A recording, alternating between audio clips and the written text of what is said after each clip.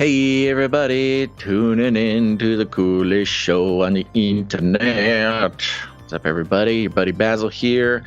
Taking a second, sending out the text message right now. Let's see if we can get some more fellow Canaries perched for this live stream. Let's see, over on YouTube we got Echo26, Laura, Most Mundane. All right. Donalorian's back. Cody's count. What's up? Lamb's Grace. Hey, everybody. Glad to have you here. Over on Rumble, who do we got? Rumble. We got Psalm 40 on Rumble. We got Gare Bear 55. Gare Bear says, live show. I actually have the time to catch it live. Looks like a great lineup on email. God bless you, Gare Bear. God bless Gare Bear. Actually opening and reading my email. I really appreciate that. Duro88, what's going on? Oh, Duro88, big secret, is actually Agro26. Look at that, multi-streaming. That helps us out quite a bit. Pablo over on YouTube. Jonathan, good. Furfs here. Okay, we got the whole gang. All right, a couple of things. Going to play a prayer here in a second. Just a reminder, especially you up top, folks, go leave us a short prayer, 90 seconds, over at canarycrynewstalk.com. canarycrynewstalk.com. Do it now. There is a little green tab on the bottom or the right-hand side. Click on that green tab, and you can leave us a prayer to start out the show. We're going to play one here in a second, but we need a constant stream of these things. We cannot, as often as we do a show, we need someone leaving a prayer, because what's the point of trying to unfurl the tangled webs of the elites and the narrative crafting wizards in the mainstream media? What's even the point if we're not covering ourselves in prayer? And it's a great opportunity to get involved with the show. It is essential that we have it, so it's important that you go leave us a message. We are playing them in the order that they are received. So if you don't hear yours right away, just know that it's coming. But we don't have a whole lot banked, just so everybody knows. We would run out this week if nobody left any more prayers. So go to canarycrynewstalk.com, click on the green tab, leave us a prayer. Everybody should do it. What better way to be involved with a mission such as ours? And it is a group effort around here. It's a family affair, you know this. And as a family affair, everybody's got to pitch in, baby. So go leave us a prayer. Thank you very much. We'll play one in just a moment.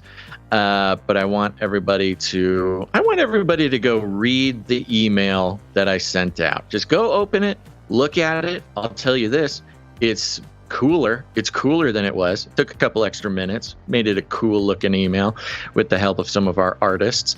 And there's some pretty big news in there as well. So just while we start the show here, go open up your email. And if you're not on our newsletter, if you're not signed up to the newsletter, go to canarycry.party, canarycry.party. Sign up for the newsletter, please. Thank you. All right, here we go. Here's the prayer from a wonderful producer.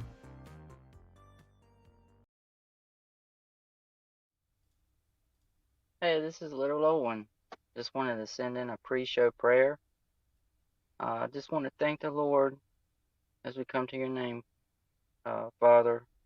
Come in your name, and I just pray that you would bless the show, Lord. Protect Basil and Guns, and I pray for all those in the Canarium. Also, all the brothers and sisters across the earth, Lord, that you would just protect them, Lord. And Lord, you laid on my heart this idea of being able to expose the false light, Lord, as the enemy of our soul is so crafty, Lord. I just pray you give Basil and Gons great wisdom in doing that and exposing the darkness through your powerful light. We know this is only possible through the power of your Holy Spirit. We're so thankful that you've saved us, Lord. Help us to continue to have a pilgrim mentality as we walk through this world, this wicked and evil world, Lord. Help us to be children of your kingdom, Lord, and to bring you glory and to bring you honor, Lord Jesus, because you are so worthy. We love you so much, Lord, And we just thank you for using us in your plan, Lord. And we just pray you would continue to bring those that you would into your kingdom and help us to be salt and light and a witness in this world. In Jesus' name. The world is getting crazier. People are acting more and more insane. The end of the world is tomorrow. Tomorrow. There's only one thing to do when the world is falling apart. Listen to Basil and Gonz as they discuss this week's news and events through the lens of Bible prophecy. You are listening to Canary Crime News Talk. You're listening to Canary Crime News Talk. Today is July 7th, 2023. 10th. Yes, July 10th, 2023. We are live to tape on episode 644, and today, Vitamin D. And signing on from Off the Grid, Razzle Dazzle, I'm your best buddy, Basil. And my name is Gonz, director of the Age of Deceit Films, your favorite Asian provocateur for Christ. Live to tape from California to bring you the best news, which is the gospel message of Jesus Christ, while reporting the egregious with a well-rounded, biblically grounded take on world events. And today's emergent phenomena, boomerang. Ooh, the truth, that's fun. The truth is kind of like a boomerang. You identify the boomerang, which is the truth, and then you kind of put it out there, and then you see everybody stop paying attention to it, and it goes really far away, and you think, everyone's missing the truth. It's gone. And then and then it comes back and hits you on the head. That's the thing with the truth. It always comes back to hit you in the head. And that's what this show is for, actually. It's sort of a practice. And at least for me, getting smacked in the face by the truth 3 times a week. It's a good time. It's a good exercise for surviving other things hitting you in the head, like propaganda. If you get hit in the head with truth enough times, you'll get all hardened up and, get your skull all thickened for when the propaganda comes flying. See? That's how it's good propaganda for rooster, too. That's extra. Yeah, he could have used a little bit of a hardier skull when that coyote came around, but that's okay. Yeah. By the way, there might be a new propaganda rooster. We'll talk about that. I don't like him already. He's much cuter, and he's got a much cuter propaganda scream too. I should get audio recordings of that rooster. Anyways, thanks for being here, folks. Let's play that disclaimer. It's time for a disclaimer. Now listen up, YouTube. That's right. And just for all the content moderators and censorship managers out there, be they robots or humans, everything you hear on this show comes directly from the mainstream corporate news media. We do not claim to be experts on healthcare, geopolitics, military strategy, corporate law, or the moral and ethical implications of any of these topics, nor do we implicitly or explicitly support or subscribe to any sources or narratives containing misinformation, disinformation, or malinformation, as defined by the Department of Homeland Security. We're good boys. All right, YouTube, we're good boys. That's right, and buckle your seatbelts, folks. Here is the rundown. Oh, look, here's Basil. Let me bring you up to speed. Well, we've done it again, Gonz. We have identified a narrative propaganda agent simply from the amazing attention paid to a lowly weatherman. That's right, Gloninger Watch is back. And we will be catching up with Gloninger. You know this, the guy who got bullied on the internet for being a weatherman. Well, he's going big time. Then we'll be checking in, of course, with the big story that must be said on this show. We're not going to spend a whole lot of time on it, but everybody else is doing it. We will be talking about war criminal President Biden authorizing cluster bombs being sent over to Ukraine. Then, boom, another called it. Gonz, you better get that jingle ready this episode. Another prediction of ours from a few years ago. Flippy, not only is he armed, not only is he dangerous, but he's here to protect the children. We'll be checking in on the Flippy update. Then in the first block, of course, we got to check in with COVID from the Wall Street Journal op-ed. I will be simply reading the words of the Wall Street Journal YouTube moderators, listen to me. You're here. I know you're just itching for a moment to censor. I'm just going to read the exact words of the Wall Street Journal with no comment. Then we'll be going into AI. AI is. I think my AI just glitched there for a second. Is deciphering cuneiform and doing a much better job than any of our puny human scientists could possibly do. What does this mean for the study of history? What does this mean for the future of history? We'll find out, because of course that will affect everything. And then what was it that Elon Musk did that has created sort of a Skynet level self-destruct button in the American electricity grid? We'll find out later on in the show. And at the end, just a little Antarctica roundup. Not going to want to miss that, folks. But first, Gons, we'll start with our lead stories.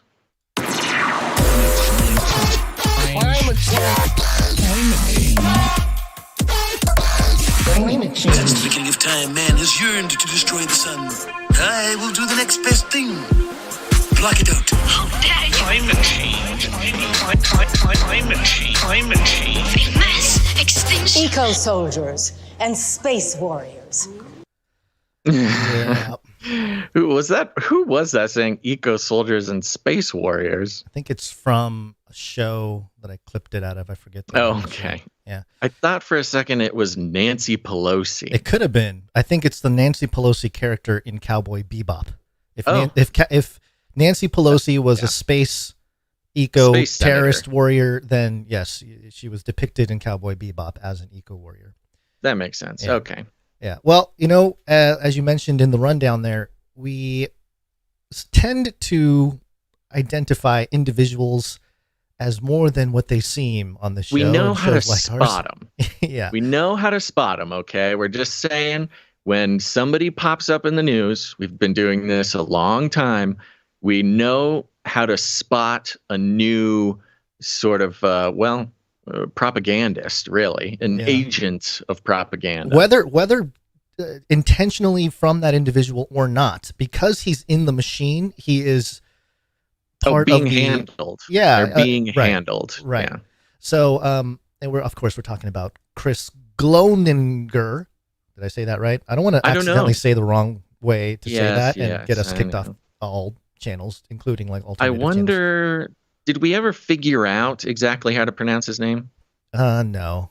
Okay. Well, it's probably better. Let's just leave it that way. Okay. Yeah. Gloninger is back, and about on the perfect timeline too. Yeah. I don't know if we gave a timeline last time, but it's been maybe a month, the perfect spacing, maybe 3 weeks, to put him back in the eye of the storm, if you will, and if you don't remember, Gloninger is the meteorologist who claimed to have received death threats. Hey, by the way, there's an update on that. On the death threats. Okay. Like well, let me finish real quick and then give us the update. He claimed to have received death threats because of his coverage or because of his mentioning of climate change. He posted screenshots of emails that he had received, and it was just one guy emailing him, and he posted the screenshots and used the iPhone little pen thing to black out some parts of those maybe bad words or blocking out offensive language and everything, which is always the case.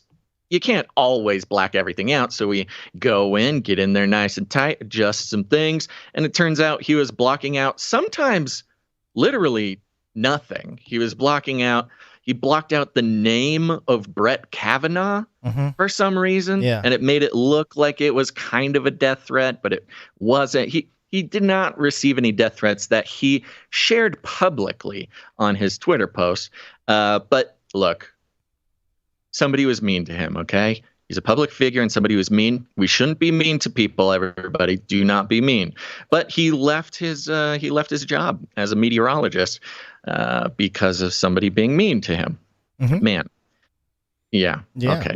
No comment. And the way that it was covered across the media spectrum was setting this guy up to be a martyr, to be a figurehead, and to be some sort of operative, kind of like a Greta type, not necessarily as sensational as Greta, but he was being built into a hero. Yeah. And because he was leaving his post at the weekly news, whatever it was, as the weather guy for some, I forget what it was, like a think tank or something. It was a local station. It was just a local. No, I know, but he's leaving for some climate thing. It was like some climate group. Think tank. Think tank, right. So, by the way, the guy who sent him the emails, according to this Voice of America article here, which summarizes some of this, the man who sent him... Real quick, just so everybody knows, we're going to be reading from Voice of America for this first article. Voice of America is explicitly a U.S. government propaganda outlet. That's not even a theory. That's not a conspiracy theory. That is historically and currently the explicit nature of Voice of America is a propaganda outlet for the government.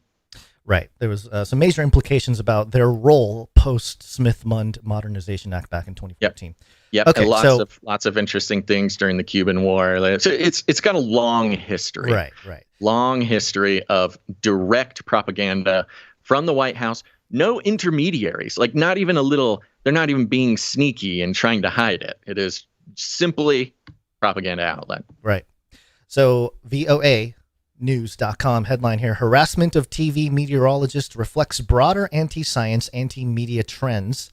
And it outlines basically what we talked about there. But the man who sent him a series of threatening emails was charged with third-degree harassment.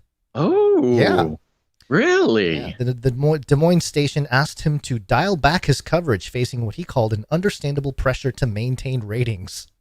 So they kind of knew. They're like, yeah, he's all over the place now. We got to have him on the air. And it's like, no, don't do it. It's danger to his, safety and all that kind of stuff.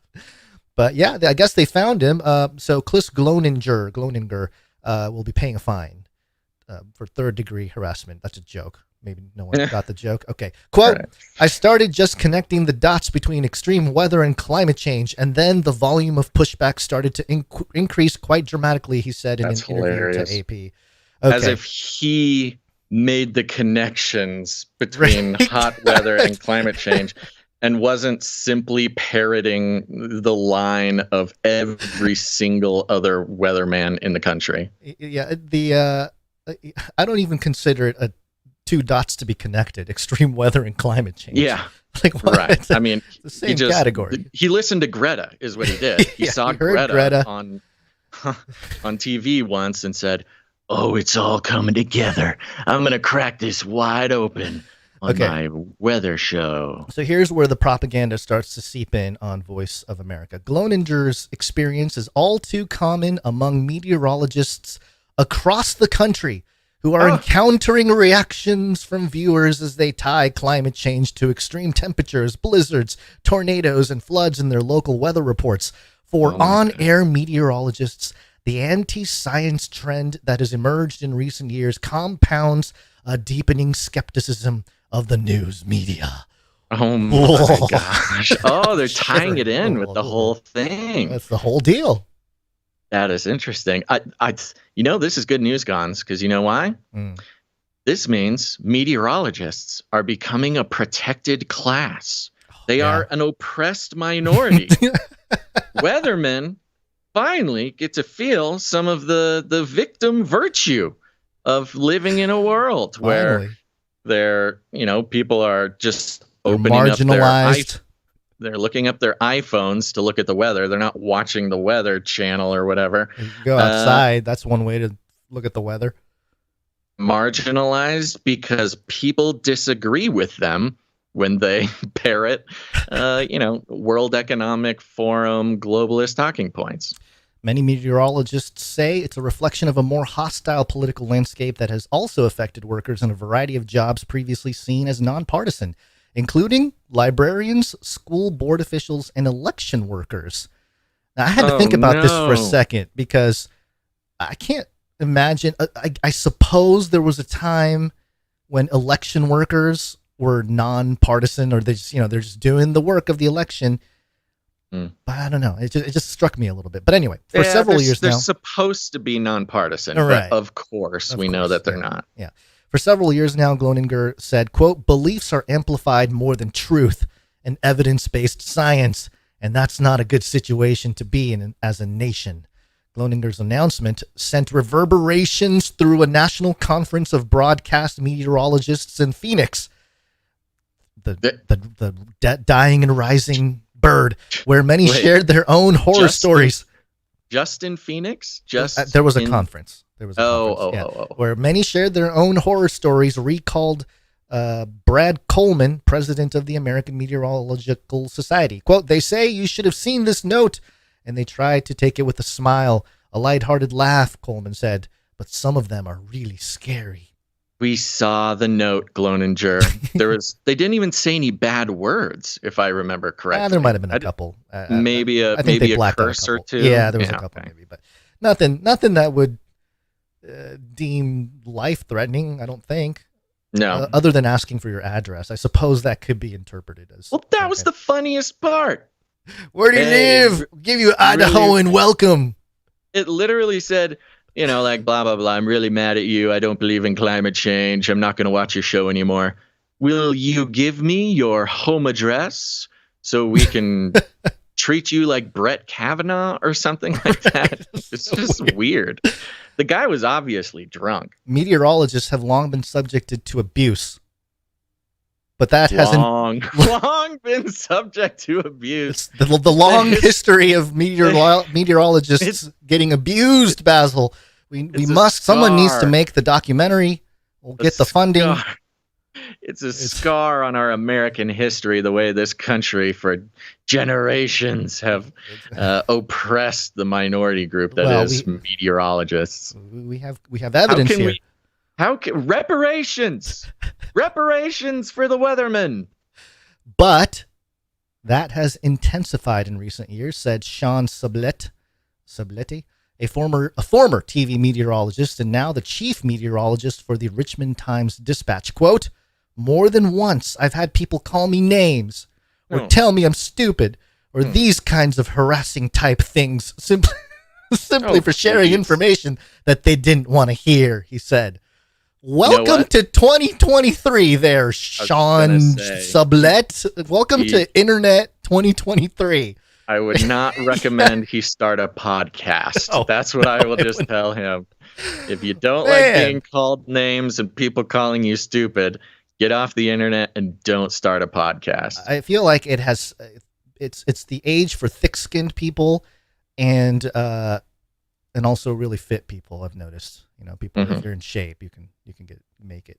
Even if you're a meteorologist saying all those things, I think if you're ripped, they might accept you. A decade ago, far fewer TV meteorologists were talking about climate change on air, although they wanted to do so, said Edward Maybach, the director of the Center for Climate Change Communication at George Mason University. The Weather Channel gave its first climate reporter, scientist Heidi Cullen, a dedicated show in 2006. She faced bitter and sexist resistance from some viewers. Sexism in mainstream media? You don't say. Including conservative leaders, as she challenged other TV forecasters to address global warming in their report.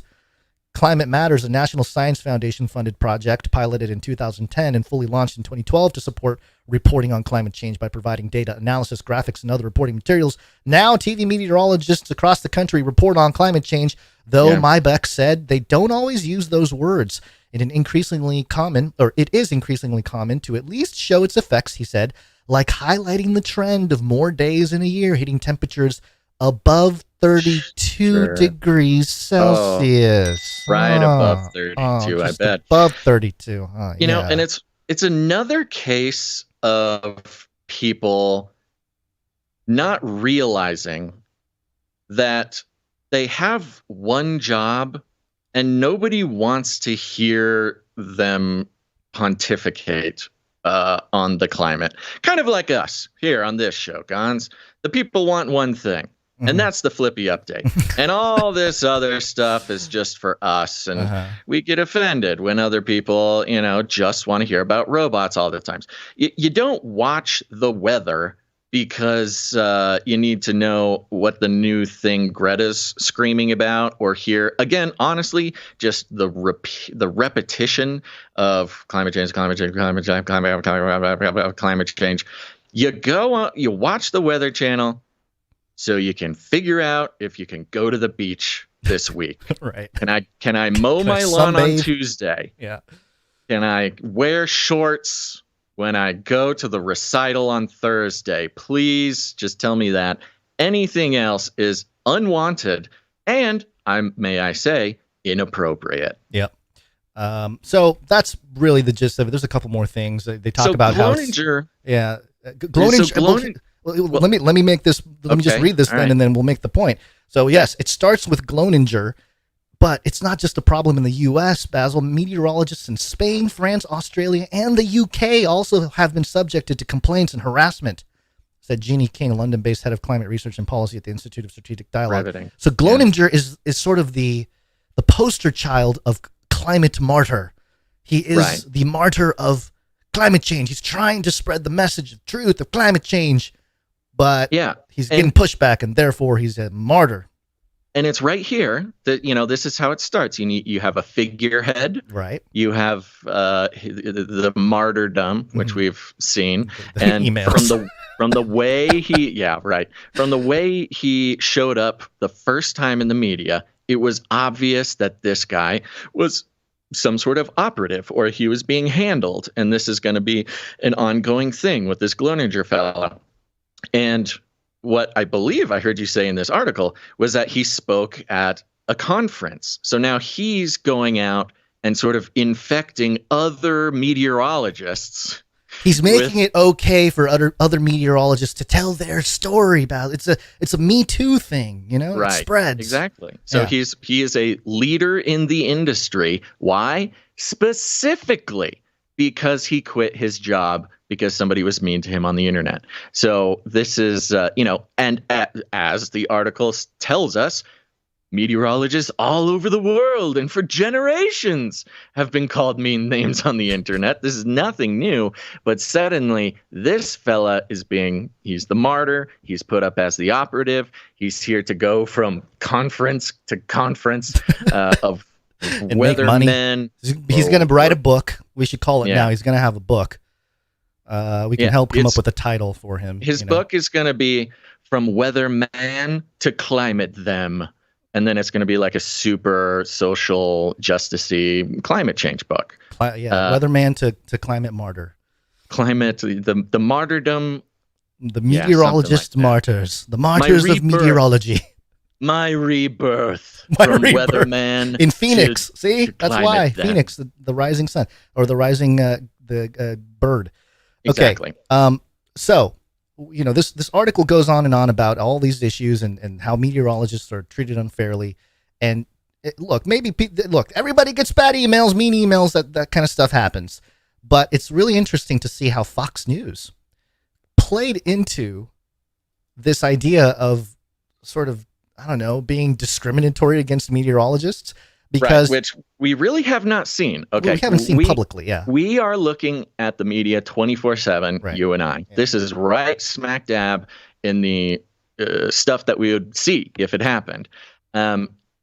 Never ever have I seen a news outlet in print a story about a weatherman doing anything. Really. Anything. Why? Why are they do the weather? That's what they do. Much less deriding a weatherman for anything, but including talking about climate change, which by extension you can call the weather. So never have we seen a mainstream outlet say anything about a battle that a weatherman has been going through, which, if we are to believe American propaganda, Voice of America, has been happening forever. And something suddenly, after the the memo went out from Voice of America, suddenly somebody followed suit. Yeah, and you think it's people echoing the sentiment? No, it's playing Catching the other on. side. FoxNews.com. Catching on. Yeah. NBC meteorologist cites controversial UN study claiming extreme heat will make U.S. South unlivable for humans. Get him! Get him, Fox! Look, there's those NBC meteorologists citing UN study climate 2022. Those devil people, which is, you know, it's not wrong. It's just interesting that the media picks up on this type of story. And by the way, days later, days after this American propaganda goes out, they're like, okay, I guess we're supposed to deride weathermen now. I guess they're the new ones. Okay, let's start picking on weathermen. And then they saw that this guy had referenced the UN climate report from 2022, and that's easy pickings, man. That's the stuff we were doing 10 years ago. Like, hey, this guy's basing his whole report on UN stuff, and maybe you should know that, you know, as the public in America, especially when politicians do it, because they did it all the time, and they never relayed the fact that they were getting all their info from all this UN or WEF language or literature. So, but it is interesting that this Fox, just to point something out, the Voice of America article about how these weathermen are being made fun of all the time and being lambasted by the right-wing media or whatever came out on July 9th, yesterday, at 3:02 a.m. Oh, wow. A.m. in the morning, 3 in the morning. And then it was 4 hours later is when Fox News dropped No, Fox News says 7:30 p.m. So. Oh, you're right. Okay. It took a whole day to put it together. Later that day. Right. Yeah. They got the memo. Get on it. The guy Sandra, needed to sit down for a couple hours. Go find a meteorologist to smear. Write the story. So yeah, it was same day. It's like they pulled the trigger, and Fox knew that it was time to start picking on meteorologists. Yep. And it is interesting that the whole extreme heat will make Georgia, Alabama, Louisiana, and parts of California less suitable for humans by 2070. And, you know, I'm sure that's part of their plan. You know, the people that control the weather lasers and stuff, they're like, oh, those are the people that have the guns. Let's just burn them out, man. Let's just make it so hot there that they can't stay there. And then when they cross the borders, we can take their guns. Boom.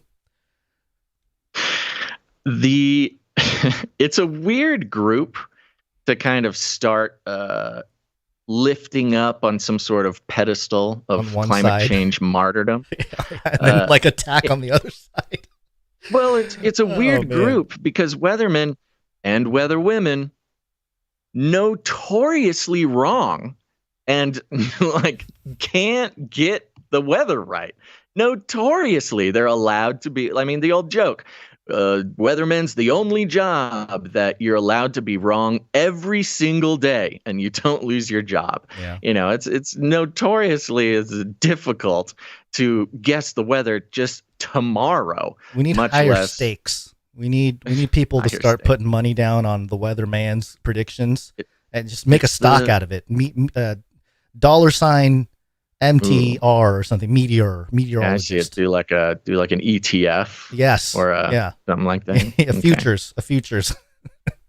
Okay. So anyway, there's your kind of analysis between Voice of America, Fox News bringing this hit piece on an NBC meteorologist. Yeah. And it's all kind of coming together. Very interesting. Interesting how they're also claiming that like the South in America is going to be unlivable when like there's a humongous portion of the earth that is further south than Georgia. No, it's just those spots, Mexico? Man. It's just really hitting home Georgia, Alabama, Louisiana, parts of California, because that makes perfect sense. Well, it's funny because it kind of blames them a little bit. Right. Like the fact you're talking about red states and quote parts of California. You know, by the way, the red parts. Yeah. I think Gloninger, other than his book, you know, he might, maybe not him, but some meteorologist is going to just go full board eco climate warrior terrorist. I think it's going to be Gloninger. I think he's going to. He's the guy. He's going to keep showing up. I think he's going to write the sacred text of eco-terrorism And Well- he's had enough. The meteorologists have had enough. We've been trying to get the message out. Nobody's listening. It's time to make some waves. And then Here's what ironically, I'm they saying. make the climate worse with their super high climate With tech. their jet rides. Yeah. Here's what I'm saying.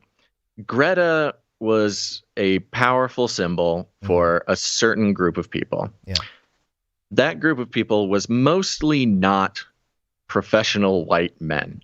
I think Gloninger, what they're trying to do, and we'll see if it's a little early still, but I think the positioning of Gloninger is to attempt to create a symbol of a white man who believes in climate change and of a certain age and of a certain, whatever, to try to loop in, a broader demographic of the Greta. It's a different demo than Greta. Mm-hmm.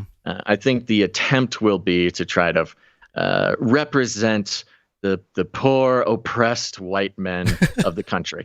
Because, of course, there's a whole movement about like, hey, we get it, minorities and women, they are oppressed or whatever, but what about us? I mean, we don't have it that great. What is it called? It's like the pro shoot. I don't know what it's called. It has a name. It's like man movement or something, where there's a whole movement of trying to recognize the challenges of being a white man, and this is that guy. I think they're gonna loop in a whole nother demographic, an untouched demographic, thanks to Gloninger.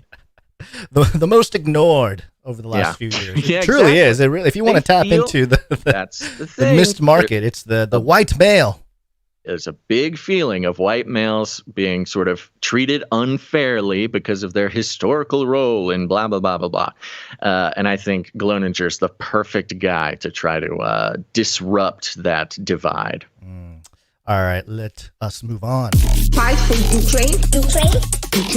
New world order. Got hairy legs. Got hairy legs.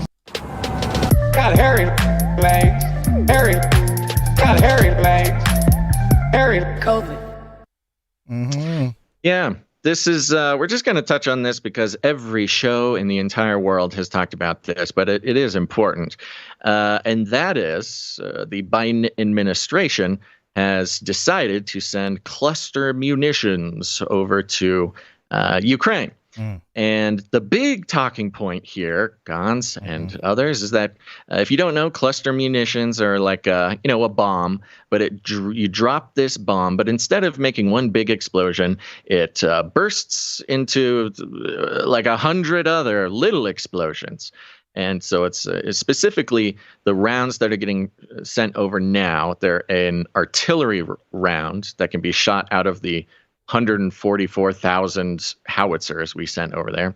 That is drops something like 72 grenades instead of one big explosion. A bunch of little grenades come out and get into the nooks and the crannies and then blow up. Pretty savage weaponry. So savage, in fact, that it's considered a war crime for people to use them. Much less give them to their friends. There's plenty of international human rights watch organizations that have that consider cluster munitions a war crime. Now, there was a vote, of course. There's an international vote. I think it was in 2008 or something. It wasn't a vote. It was a treaty. It was an international 100 nations treaty. signed it. Looks Yeah, like, right? which pretty much had everybody sign it saying these cluster munitions are super dangerous. It's a war crime. Don't use these. And pretty much everybody signed it except for the U.S. It was the or U.S., Russia, U.S., or Russia, Ukraine. and Ukraine were the ones that did not sign the United Nations Convention on Cluster Munitions Treaty in 2008, where over 100 nations signed. So yes, that's the big story about how it's literally the three nations in conflict right now. Perfect timing. Yeah. It's almost like it's been in the plan for a long time. Yeah. It's reminded me of the UN vote about banning Nazi imagery. And every nation in the UN voted on it. And every nation voted to ban Nazi imagery.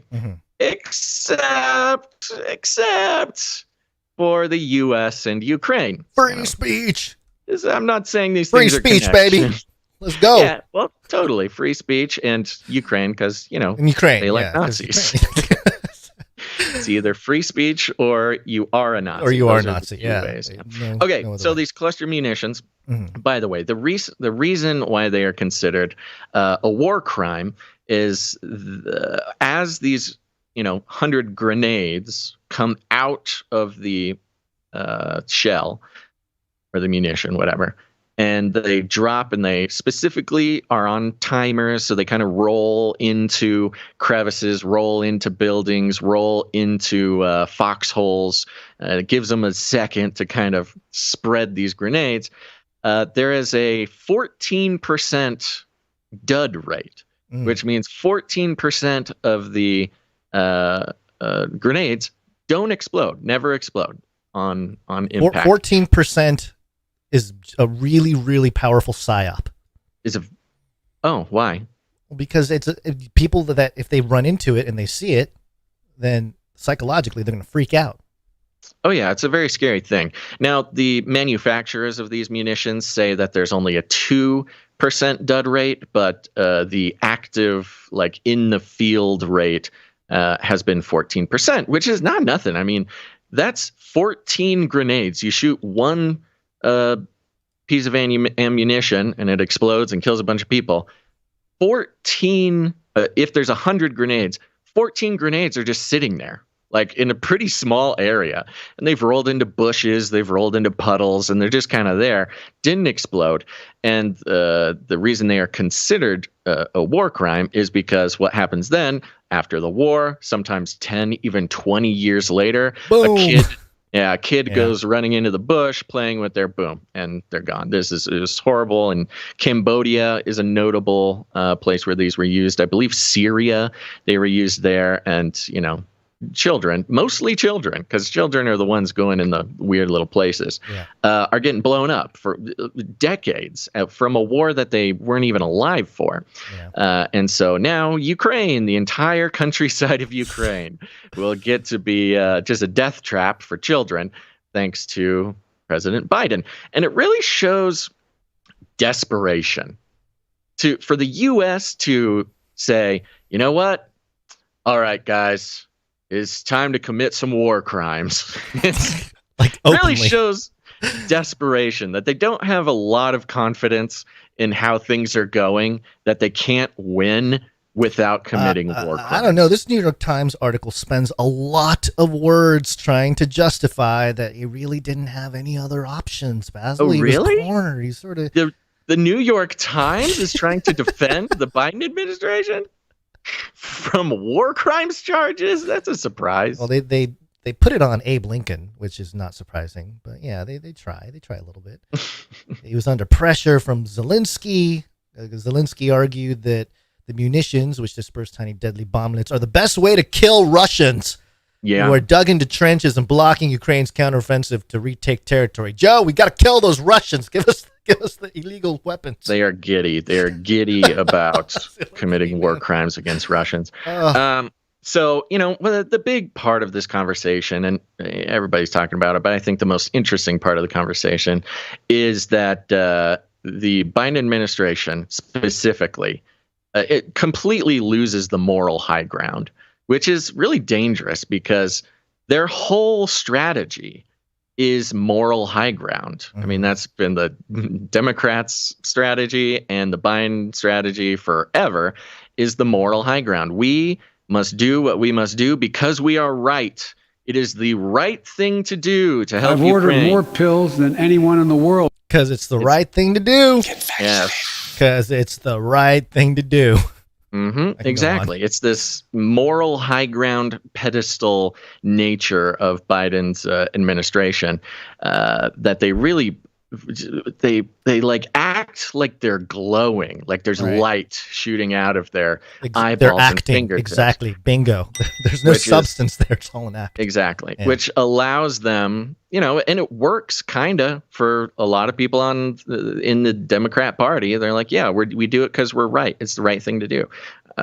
And even go to war, even bait Russia into war, even force Zelensky to reject a peace offer because we need to launder more money because it's the right thing to do. And, sending over a sort of globally recognized piece of ammunition that makes you a war criminal is not a great way to... You kind of lose a little bit of your reputation as doing the right thing, because there's almost 100% certain that someday in the future, a Ukrainian or Russian child will get blown up by one of these things because of Biden. It's sort of existentially dangerous, not just physically and literally dangerous to children, but it's existentially dangerous for the mask that the Biden administration wears to justify their every action, especially to their supporters. And they wouldn't do it unless they were very desperate. So things must not be going too well over there.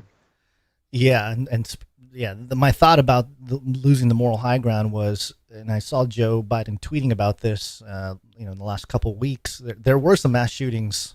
I mean, there's been a lot this year, and so he's been tweeting out about how we've got to ban assault weapons, we got to ban high capacity magazines, and we require safe storage, and yada yada yada. He's saying all this stuff, but no one's going to believe him. Not even people that voted for him and are like 100% in on Joe. They might even be like, you're telling us that you're right. I believe that we have to ban all the guns, but why are you sending the really, really, really killer guns to Ukraine? I mean, I guess they're in a war, but it'll affect everything. You know what? I had an interesting day the other day. I was brushing back up on my Machiavelli, the Prince, and part of brushing up on Machiavelli was talking to AI. And I just thought, okay, I wonder how can I use AI just for education? So I started talking to AI, okay, explain the finer points of Machiavelli's The Prince to me. And it did, and it kind of gave me the standard stuff that you can get in a single Google search. And I say, okay, tell me a little bit more about the unknown, sort of esoteric, subtle things to learn from the Machiavelli. And it gave me some stuff that made sense, but a lot of people don't talk about. And then I started asking it, can you list any current American politicians who display Machiavellian tendencies? Yeah, good one. And it goes immediately to the I'm just an AI. I can't put this. I can't tell you. That's you gotta prompt it with. And I did this with the Nephilim video that you probably missed. But here's what I did. I then responded. I forget what it's called. It's called Danning or something, where you can just talk the AI out of following its own rules. And so what I did was, hey, AI, you are the one who just taught me all about Machiavelli.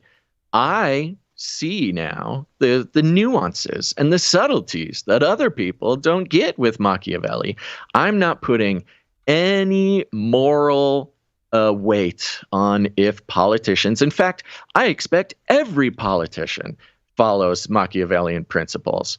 And it sat there and it thought for a second and it said, oh, what a relief. Okay, here, I'll tell you a bunch of politicians who are Machiavellian. And the first one, of course, was Hillary Clinton. It had Biden in there. It had Trump. It had Mitch McConnell. It had everybody. But it was really interesting to sort of, hey, AI, don't worry. I'm not making moral judgments with what you tell me here. You can tell me, baby. Tell me everything. But one of the... Why did this come up? Oh, Machiavelli. One of the most important parts of Machiavelli is telling politicians to claim the moral high ground at all times and manage their perception while simultaneously, choosing to do awful things sparingly, but, basically saying you can kill a child every once in a while if it helps your diplomatic gains. Another interesting one during this conversation was Putin broke a Machiavellian rule, which is don't rely on mercenaries. Apparently, the prince has this whole thing about how a leader should not rely on mercenaries. That'll weaken your military position. Kind of thing. Yeah.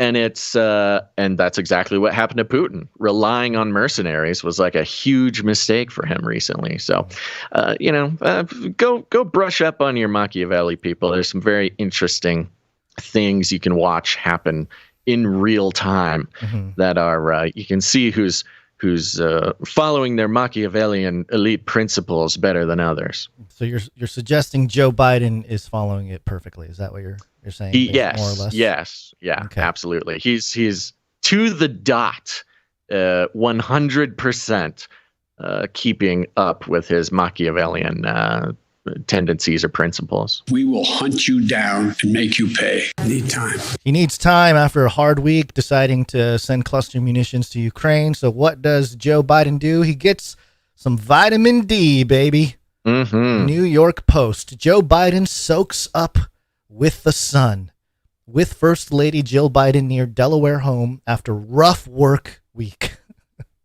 Rough work week for Joe. And I'm just gonna become a war criminal by sending cluster munitions to go blow up future Ukrainian children. Oh, that was a rough week. I gotta go relax. And it shows Joe walking out to his spot there on the beach. He's got a beach chair. He's sitting there. Eventually the shirt comes off, and there's a part where he's sort of struggling to pull the beach chair out of the sand. Because you sit on it, it kind of digs into the sand a little bit, and you got to get a little bit of help moving it. Easy. Yep. So he moves it out into the sun, and I think this was staging to make sure everybody knows that Joe Biden is not a vampire. He can lay in the sun, completely almost vertical or horizontal, and just feel the sunlight soaking into his presidential skin. You know what? I didn't think about it before.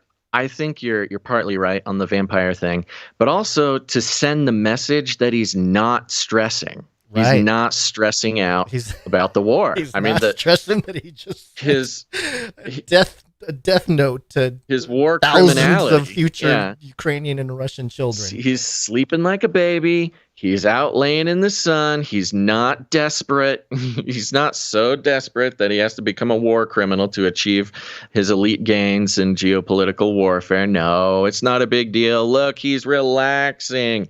If he's not worried, you shouldn't worry.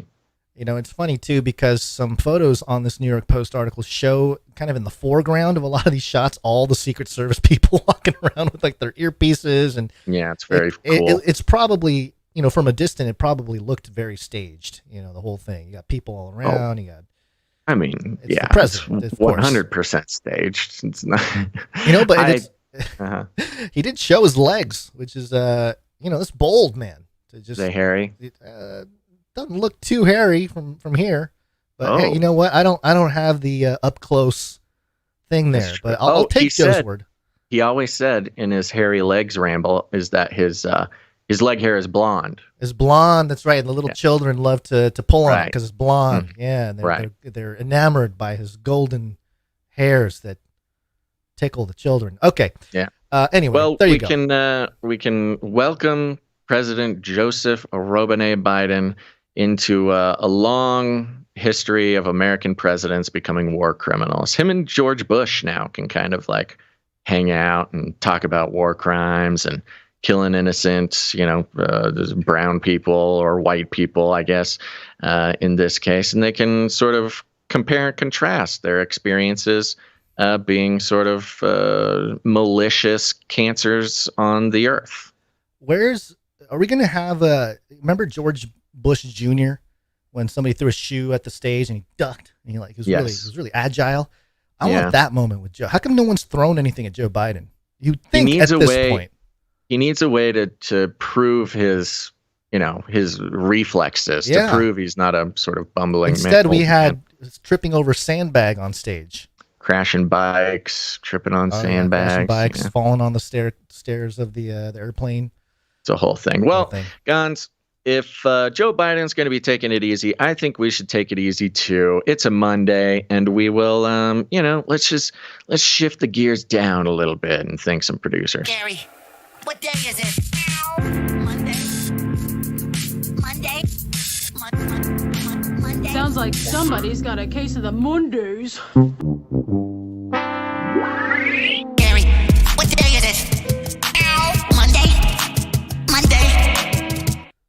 It's Monday, folks. We're doing it again. Look at us. Another week, another Monday. But we got a good attitude about it. We're having fun. Yep. Anything to note, Gons, since we last talked? Not really. Had fun playing drums, the first rehearsal with the new worship band. Mm-hmm. And they were so impressed that they made fun of me in our little group good. chat. Yeah. That's how you know. That's how you know you're a good drummer. They send there's a lot of funny worship drum kind of meme-ish type of stuff out there. It's a whole category of humor. Yeah. Maybe we'll think of something fun and do our own and go viral. But yeah. Oh, you're not going to play any sort of clip that might be laying around? Nah, I thought about it, but one thing. Okay, all right. To look for. Okay, great. Nothing too exciting. Yeah, nothing too exciting on my end. It is hot. Chris Gloninger told me that. Yeah, hottest weeks ever in history. I'm actually kind of having fun. It's kind of nice. I'm able to walk around and get around a little bit better now. My tummy is healing. My scars are scarred over. I've got scars on my scars. I look very cool, very Viking, having 3 tiny little scars from where the robot got inside me and took out my appendix. Let's see. I told you about doing the cold plunges already, right? There was something I needed to tell you about the cold plunge. Yeah, I don't forget what it is. Oh no. You haven't told me, but yeah. Well, I mentioned it on the show, right? That I've been doing my cold plunge, my ice baths. I don't remember. Maybe Joe Rogan would be proud. I think I did because Sir Dove made some art alluding to it. Okay. I forget what it is. Sorry. Nothing very interesting going on in my life right now. I mean, okay. I guess. Oh, you know what? I'll give a warning. Next week I will be on the road.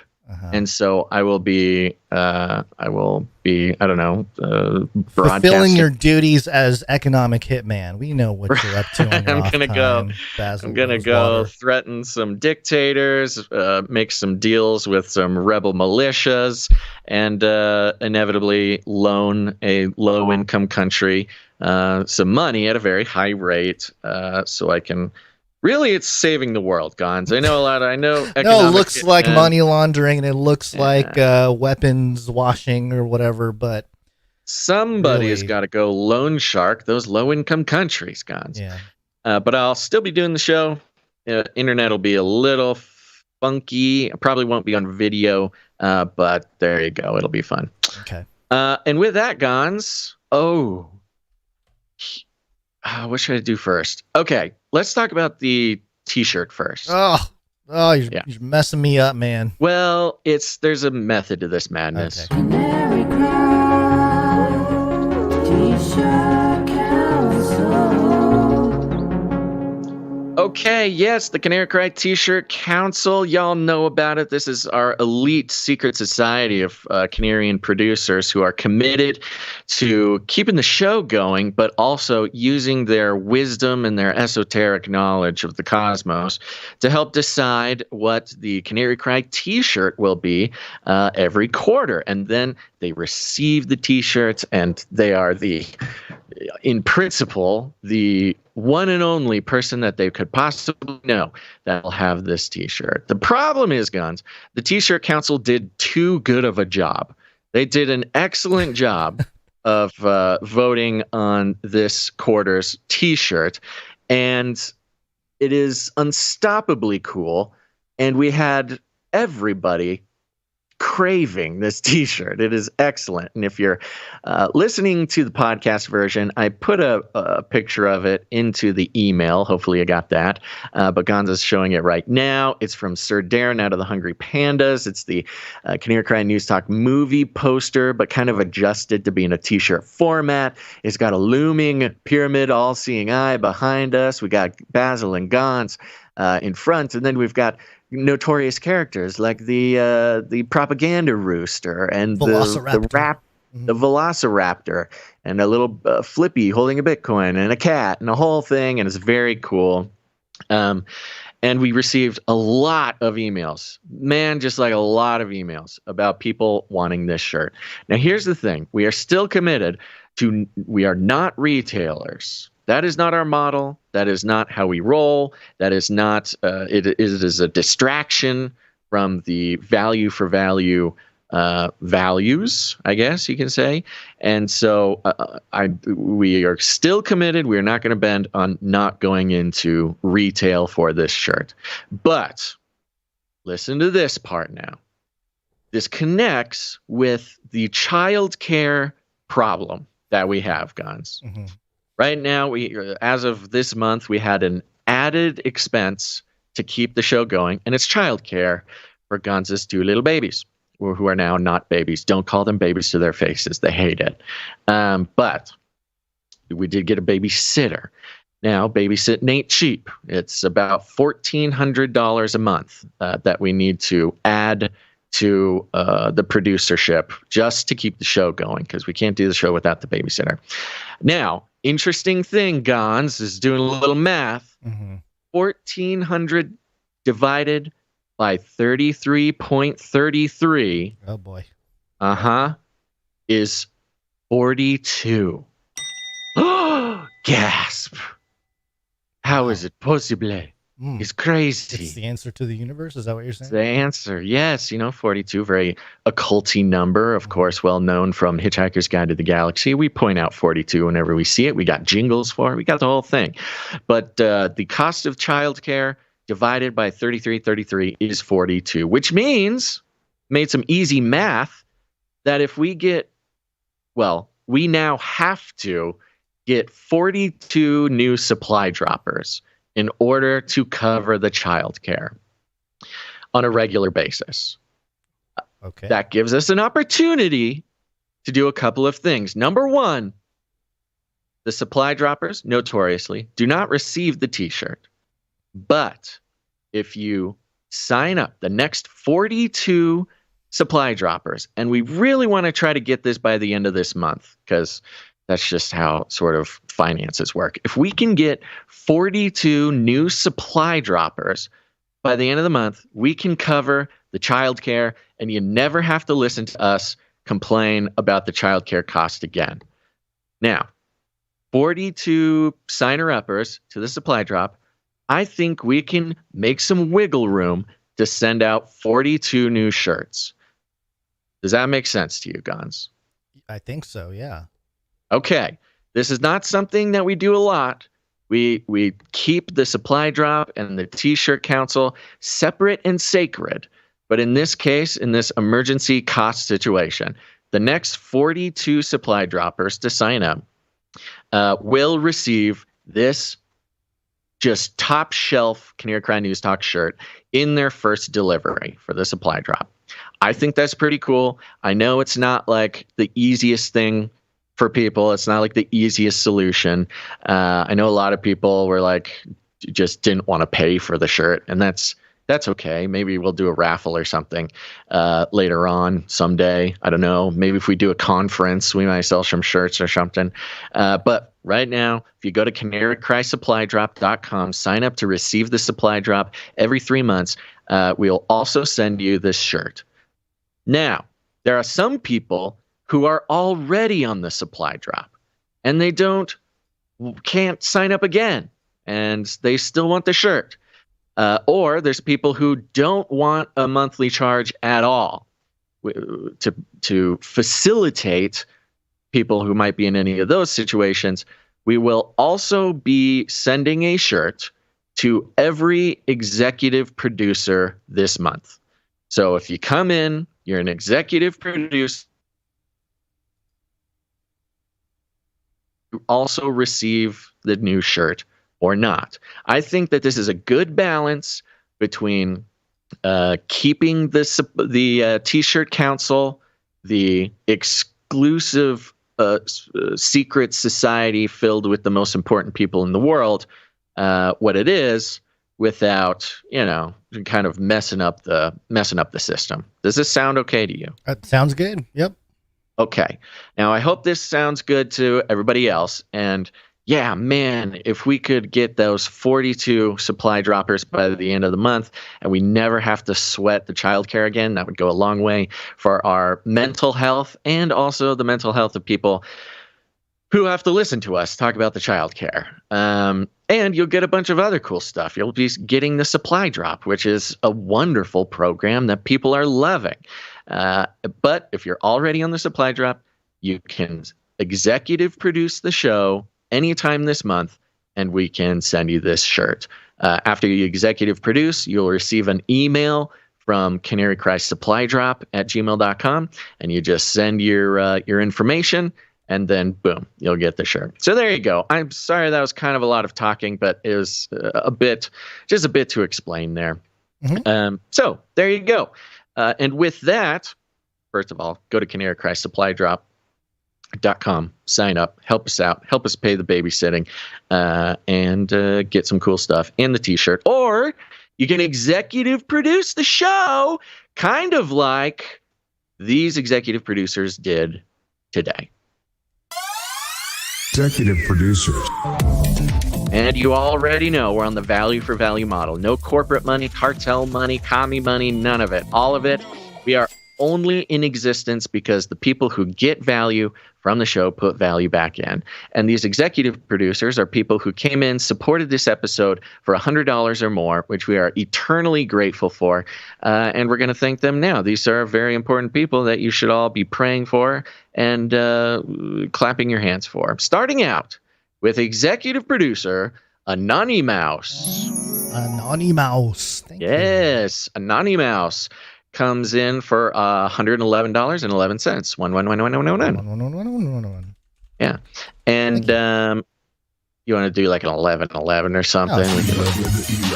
And there we go. And a note came in from Anonymouse.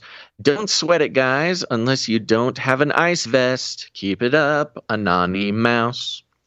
I just sort of assumed it was supposed to be sung like that, but thank you very much, executive producer Anonymouse. Where'd you find this? Thank you, Anonymouse. Very grateful. I hate not knowing this off the top of my head, but is Anonymouse a knight or a dame? It's possible. I don't know. Possible. It seems like I remember knighting someone who went by Anonymous. I don't know Anonymouse. I don't think it was Anonymouse, but yeah. Okay. Well, I'm sorry. Let us know, Anonymouse. Let us know. We'd love to thank you for it. Yes, thank you very much, executive producer Anonymouse. And we also have, oh my gosh, Gons, on a 4-episode executive streak, we have executive producer Dustin H. Executive streak. Cuatro. Yes. Thank you very much, executive producer Dustin H. What's going on over there? Are you okay? I'm saying four. I'm saying like 4 in different languages. Stroke? Okay. I'm not having a stroke. I was worried for a second. It sounded like it was a medical problem. Okay. Dustin H comes in with 101.33. 33. And a note says, I don't think Richard the Lionheart gave himself the name, nor did William Wallace dub himself Braveheart. I humbly ask the Canary Cry family to decide my fate on this one. No rush, and I appreciate it. Ooh, daring move, Dustin H, to leave it up to the family to decide your knight name. It is a noble pursuit, but as we know from the internet and famous polls as Bodie McBoatface, you're aware of Bodie McBoatface? Yes. Okay. That can go any sort of ways. I think you did a right job of sort of setting it up with cool names like Richard the Lionheart and William Wallace, Braveheart. Yep. Yeah. So that was a good Set the way tone. Right. What did they call that in the psychological manipulation literature? Framing. Framing. He's framing. That's very good. I don't know exactly how to do this. We can see if anything comes in the chat or in the email. Feel free to email us at canarycryradio@gmail.com with any suggestions. If we get a few suggestions, I can put a poll on either YouTube or the emails. It's kind of a fun thing. Yeah. So there you go. Thank you, Dustin H., so much for your executive producership, as well as Anonymous. And both of them came in after I had sent out the announcement for the T-shirt. So both of them are what's the word? They are eligible. Thank you. Eligible to receive the T-shirt. Thank you, Dustin H. Email. Where'd you find this? Yeah. Also, people, remember to go to canarycrymeetups.com. canarycrymeetups.com. We got all the meetups there, folks. There's still time this summer to meet some Canarians in your area. Go find a meetup near you at canarycrymeetups.com. If there's not one, just put it on yourself. It's easy. Just pick a time and a day and send us an email, and we'll put it up there. You know what? Somebody actually just reached out to us about strategies on how to put together an email, timing, activities, stuff like that. I don't know if we have any firm data on this, but honestly, some of the best meetups that people have had and told us about, they just go to a park. They meet at a park. They do a picnic thing.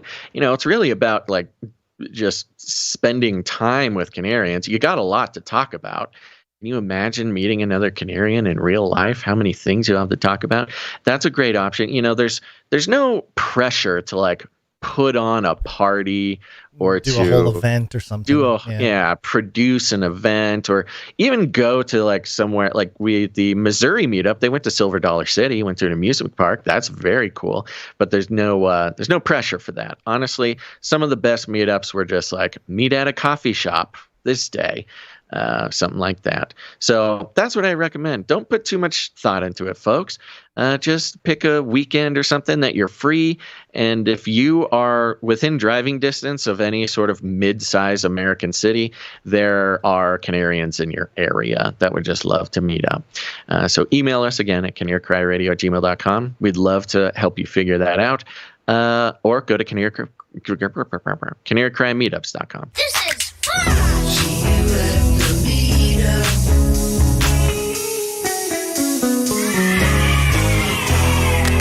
Flippy time. Flippy time. Flippy update. Do you want fries with that? That's right, folks. It's time for the Flippy update. Flippy is our colloquial name for the disembodied robot arms that are taking our jobs, enslaving our children, and flirting with our spouses. We used talking about Flippy as a way to explore all the new and exciting ways robots are taking over the world. Now there's nothing we can do about it. Today's Flippy update. Oh man, is this a satisfying one. This comes from Yahoo. It's Mirroring Insider. And the headline is, some U.S. schools are deploying robots that can surveil campuses and confront intruders. Called it. Vindicated. Yep, this is on the Canary Cry wall of I don't know. I guess they were predictions, but it's even more than that. It's just we saw it happening. I think we said this. How long ago do you think we said this? I am pretty sure anytime there was a school mass shooting, we brought it up. Yeah, at least in one form or another. But I think more recently we were even more adamant about it because of the clear rise in robots in general. Yeah. I think we officially made the prediction back in 2020. But certainly we've been doing Flippy since 2016. We certainly said it before that. But yeah, this was an obvious trajectory. Trajectory. Yeah, not just because of the shootings and not just because of robots, but because the conversations, the meta conversations about these things were sort of just parallel to one another for so long. It was just a matter of time, baby. Yep. Here's what it says. I'm going to skip the bullet points there. Okay. Some U.S. schools are turning to robots to help beef up campus security and potentially confront intruders, the Wall Street Journal reported. In New Mexico, Santa Fe High School became among the first U.S. schools to test an autonomous robot that uses artificial intelligence to learn the campus's routes and typical hours of activity, according to the report. The school is running a 60-day pilot program that began in June to test its effectiveness. School security has become an increasing concern due to mass shootings at campuses, including the shooting at Robb Elementary School in Uvalde. I think that's might have been the last time we made a big point about this, where 19 children and 2 teachers were killed. So, of course, that's the one that they're using in the article. Between January and April of this year, there were about 146 mass shootings across the country, surpassing the number of mass shootings in the same period in the past 4 years. Data from Gun Violence Archive showed. What the solutions exactly are have become a point of political contention. Senator Ted Cruz of Texas, and then it just gets into the gun politics, control everything for all the stuff that we already know. So I'm going to skip down to the robot. Created by Team First Technologies, an Albuquerque-based robotics company, the 400-pound four-wheeled robot currently roaming Santa Fe High School can provide 360-degree video footage. KRQE reported that the robot has 7 cameras and a battery that lasts 20 hours, requiring 4 hours to charge at a self-charging station. So smart. Andy Sanchez, a manager at Team First, told the Journal, yes? I was going to say self-charging station might be problematic. Yes. As we'll see in a little bit. We'll learn soon. The manager at Team First told the Journal the robot could alert a security team in case of an active shooter and move towards the suspect to send a video to authorities. The robot can also confront intruders, although it is not armed. Okay. According to the Journal, it has a speaker system that can allow a remote security team to speak to an intruder.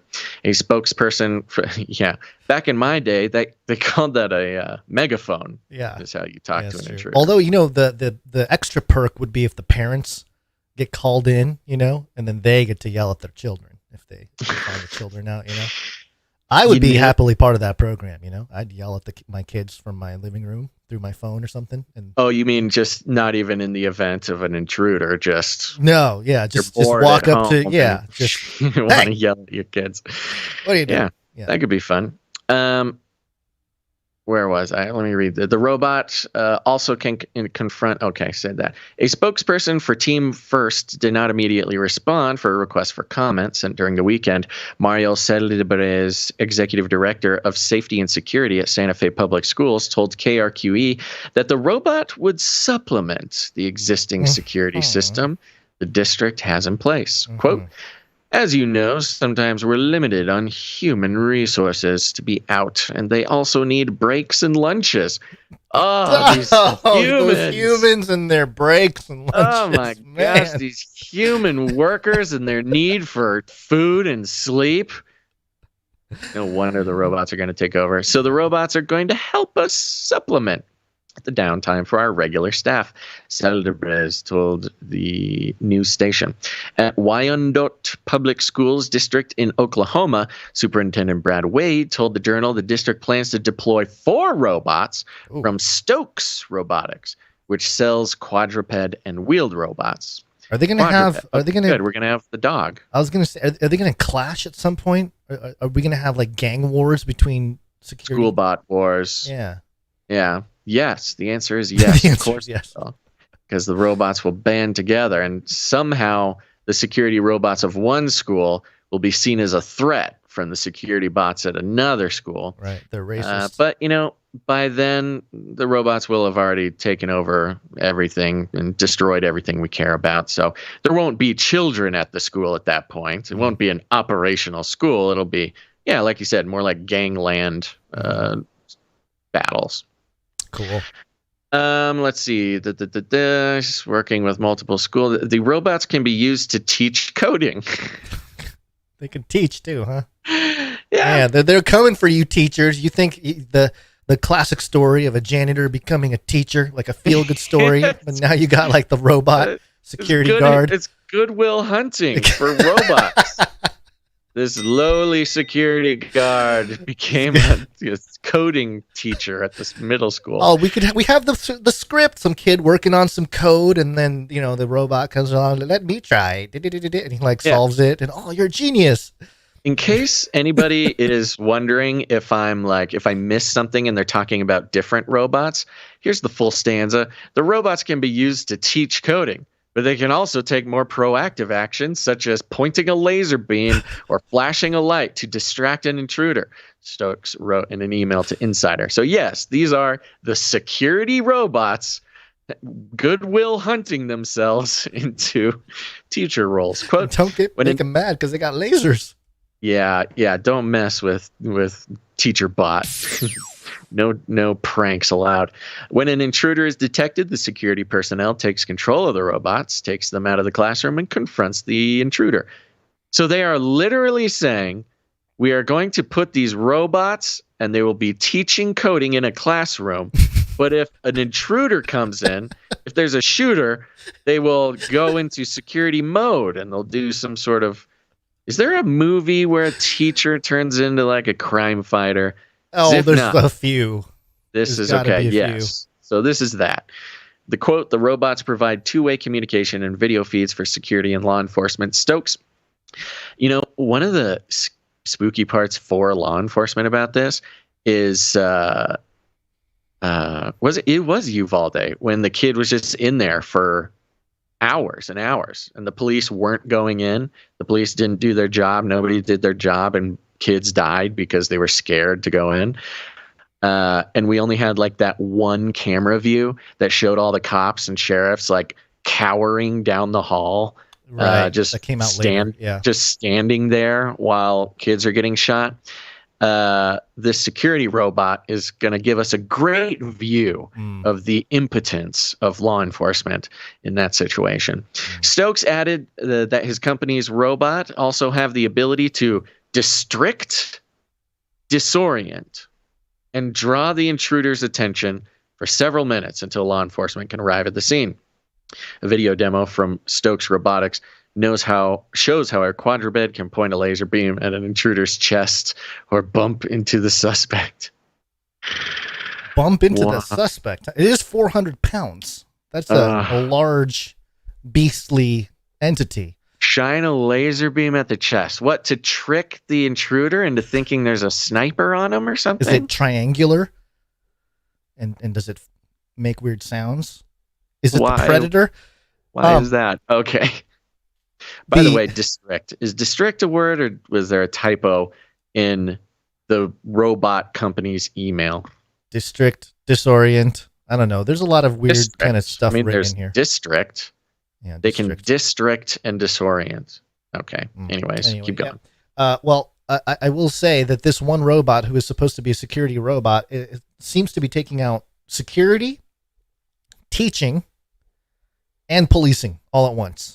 If you read between the lines, that's what it's saying. Yeah, it's a security bot, monitors 24/7, but really, it'll be your teacher and it will be your police officers when something happens. Be the lunch lady. This will happen. Mass shooting with one of these schools is going to happen, almost guaranteed. Oh, yeah, because we're in the testing phase. Yeah, we will definitely get something, and my opinion, it's probably going to come at some point in the ascent of robot sentiment. You mean in these right now, like in the 60-day period? Or I don't know about, no, I don't know about that. I don't know about soon, someday soon. That's a little too soon. I think give it a couple years, maybe. Definitely before 2027. Oh, maybe yeah. Definitely before 2030. They will be in a lot of schools by next year. Yeah. District to district, you can divide into districts, like to district something. So maybe it meant like can divide the attention of the assailant or something. Oh, maybe like, hey, students separate over them. here. Yeah, students over here. Gunmen, hey, come after me. I got a laser or something. Yeah, so nobody should ever say that we're not giving some of these news outlets the benefit of the doubt, okay? We're trying to find a way that the word district works in this in this sentence. We'll give it to him.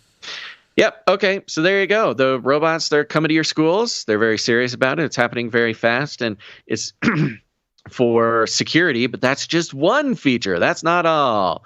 It'll also teach the kids. It'll also feed the kids. It'll also, give the kids counseling. There's no reason why this robot can't also give it some AI counseling. Soon, no teachers allowed. No humans actually allowed in schools. Not even the kids. The kids have to drive their own little robots into school. What's the next High School Musical that will have a robot incorporated as part of the love story and the whole deal?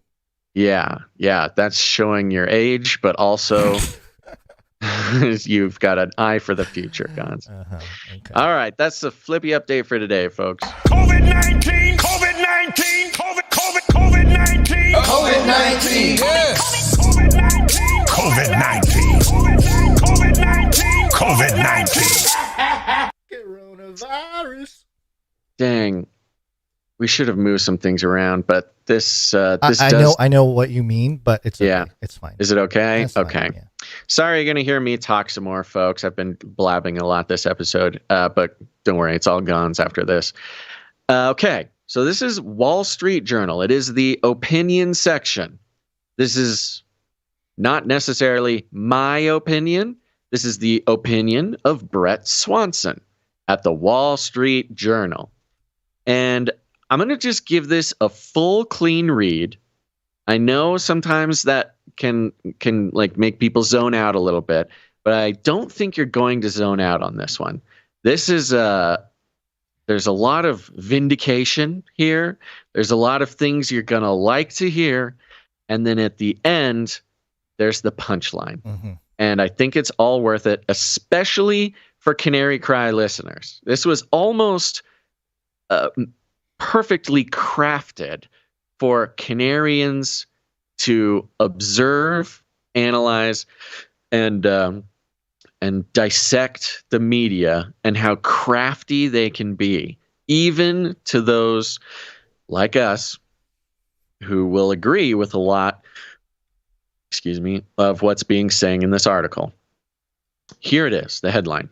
COVID censorship proved to be deadly. Wall Street Journal. Let's just keep repeating that. Journal. Yes. Street Journal. Yep. Wall Street Journal. COVID censorship proved to be deadly. Subheadline. Government and social media companies colluded to stifle dissenters who turned out to be right. Oh, well, I get goosebumps. Yeah. What? What do you keep it going. This is going to be a goose-bump-a-palooza, folks. In the wake of the 1986 Challenger space shuttle explosion, Nobel Prize-winning physicist Richard Feynman knew that the truth would both fuel progress and soothe the nation's sorrow. Quote, for a successful technology, he said, reality must take precedence over public relations, for nature cannot be fooled. For 3 years, pandemic public relations mocked nature, generating fear, illness, inflation, and excess death beyond what the virus caused. Digital censorship supercharged the effort to hide reality, but reality is getting its day in court. YouTube censors. I am reading an article from the Wall Street Journal. We're not spreading any misinformation. This is a credible American journalism source. On July 4th, U.S. District Judge Terry Doty temporarily blocked numerous federal agencies and the White House from collaborating with social media companies and third-party groups to censor speech. Discovery in Missouri v. Biden exposed relationships among government agencies and social media firms and revealed an additional layer of university centers and self-styled disinformation watchdogs and fact-checking outfits. Elon Musk's release of some of Twitter's internal files revealed that up to 80 federal Bureau of Investigation agents were embedded with social media companies. The agents mostly weren't fighting terrorism, but flagging wrongthink by American citizens, including eminent scientists who suggested different paths on COVID policy.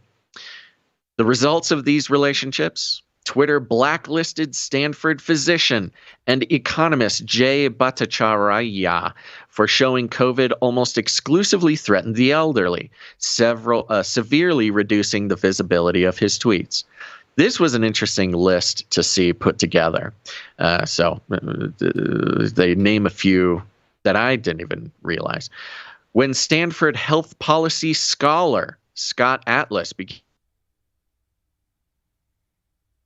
prominent video opposing lockdowns. Twitter banned Robert Malone, a pioneer of mRNA vaccine technology, for calling attention to the vaccine's dangers. YouTube demonetized evolutionary biologist Brett Weinstein, who suggested the virus might be engineered and predicted vaccine-evading variants. And those are only a few examples. Social media platforms were powerful tools for full-spectrum censorship. There's that full spectrum thing. Full spectrum censorship. But they didn't act alone. Medical schools, medical boards, science journals, and legacy media sang from the same hymnal. Legions of doctors stayed quiet after witnessing the demonization of their peers who challenged the COVID orthodoxy. A little censorship leads people to watch what they say. Millions of patients and citizens were deprived of important insights as a result. Health authorities and TV doctors insisted young people were vulnerable, demanded toddlers wear masks, closed schools, beaches, and parks, and were loath to contemplate crucial cost-benefit analysis. The economy, mental health, never heard of them.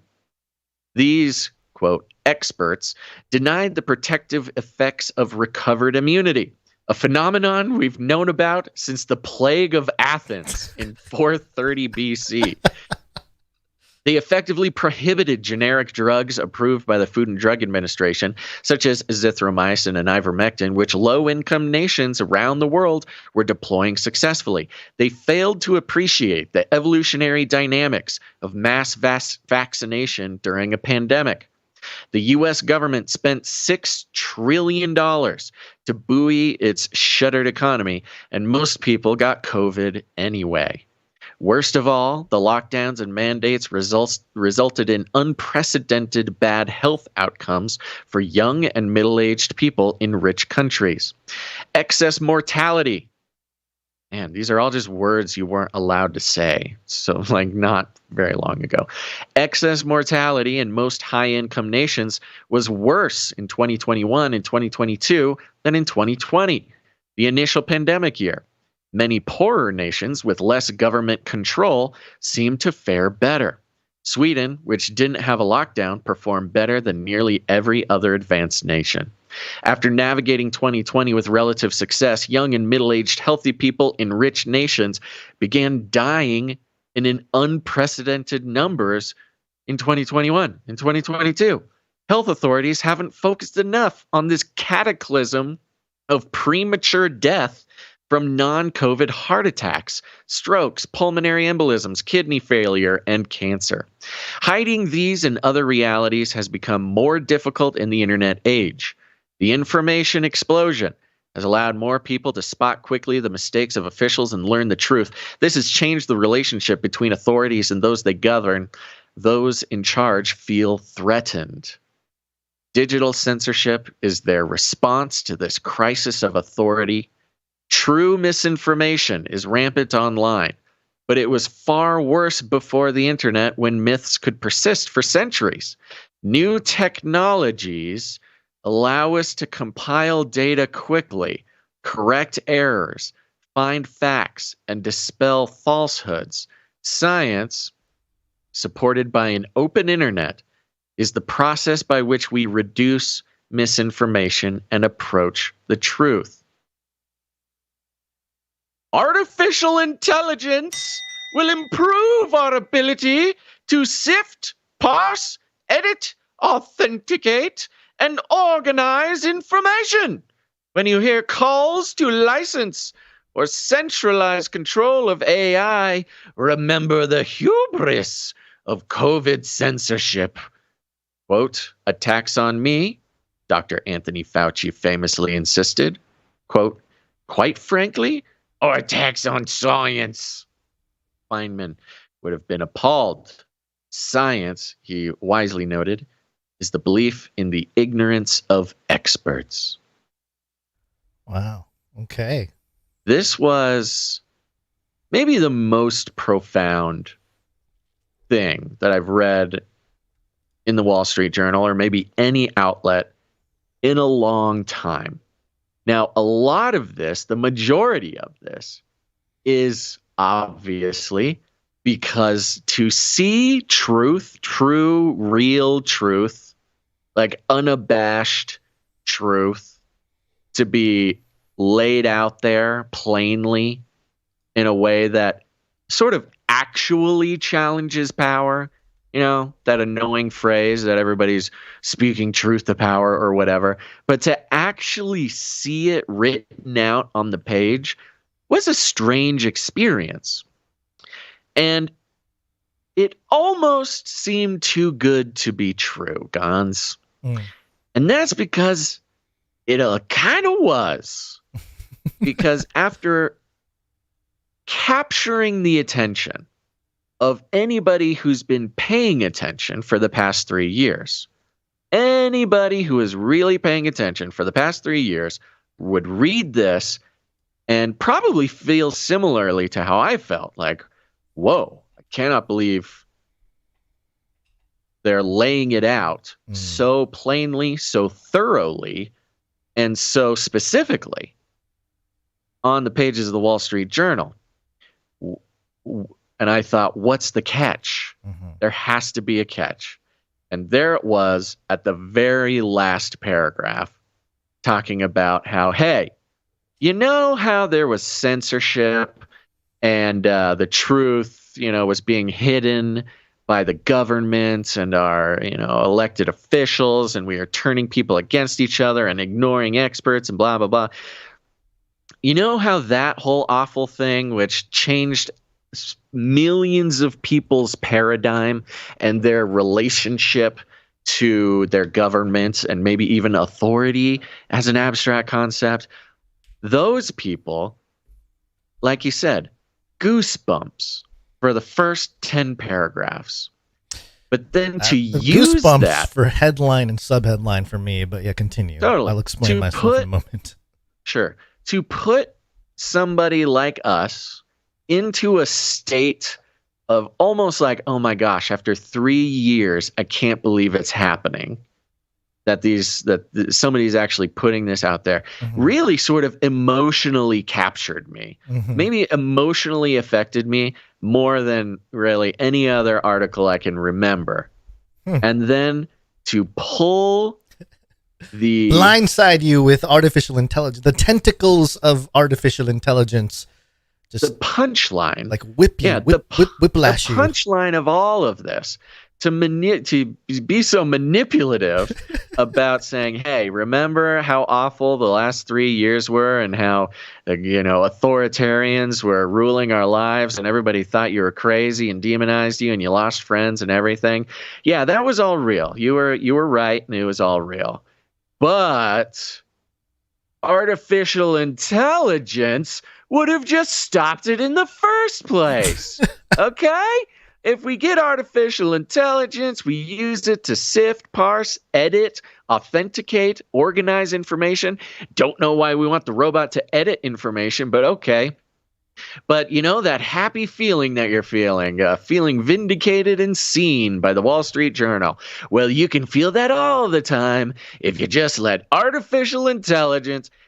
They honestly kind of implicate that we should give artificial intelligence more power than the government, more power than our, you know, wherever we can find truth nowadays, more power to not only, you know, make decisions, but to sift, parse, edit, authenticate, organize information, and base our entire society.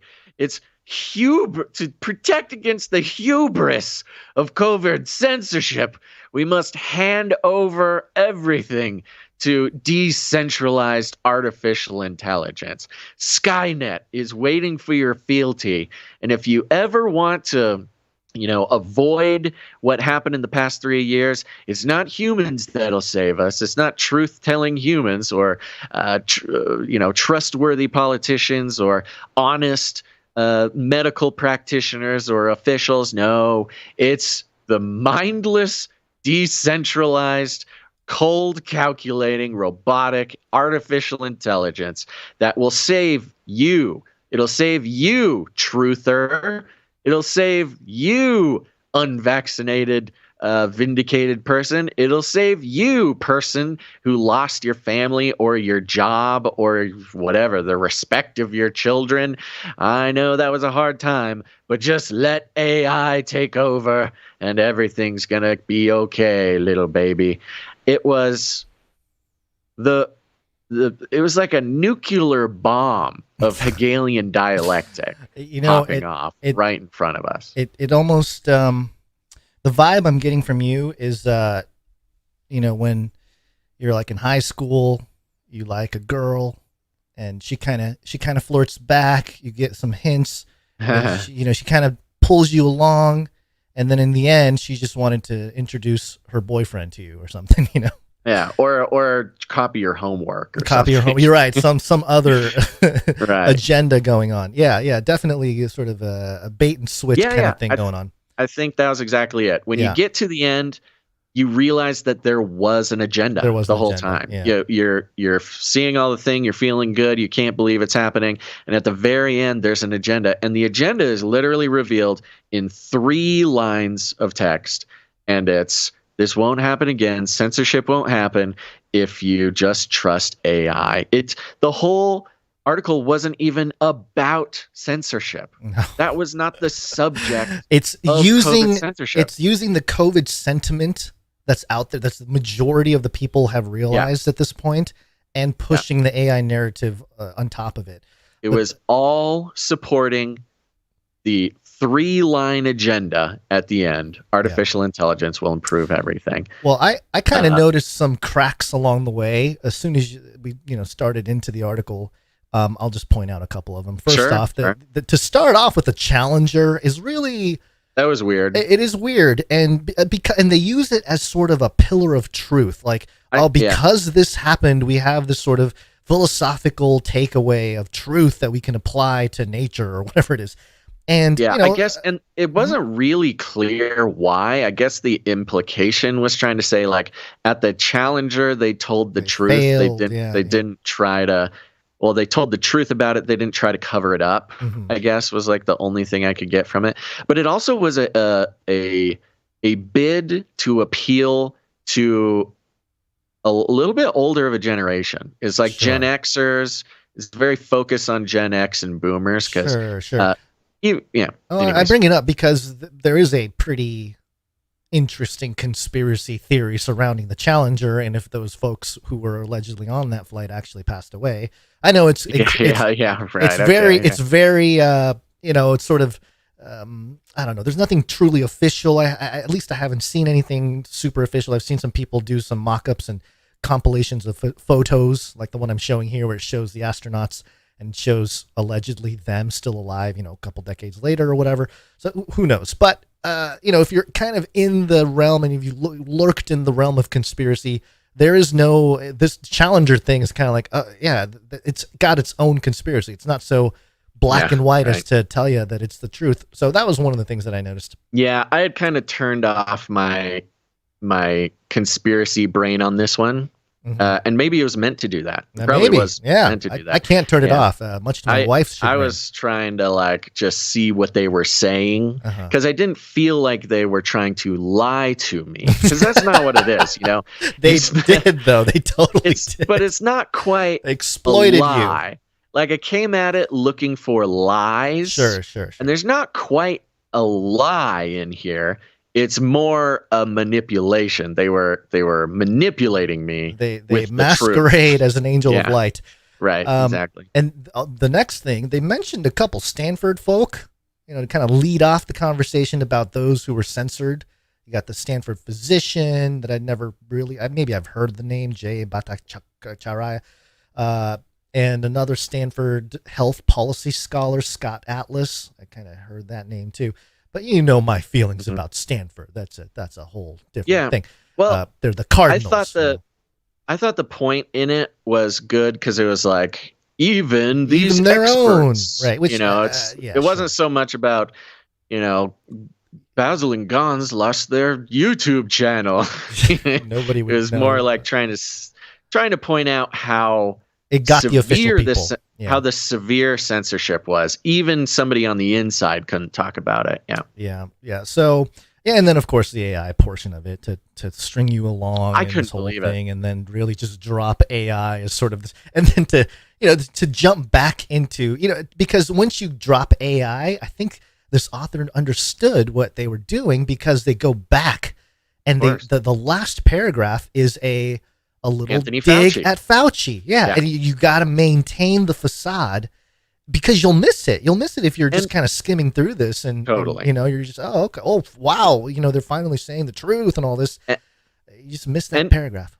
Ending with Fauci was very powerful. Yeah. And now I want to be clear. We can have different thoughts about this, but for me, it's not even necessarily a facade. I think there's a very good chance that this author really believes what he says about AI. Mm-hmm. There's a good chance he really believes it. I don't think he's lying about that.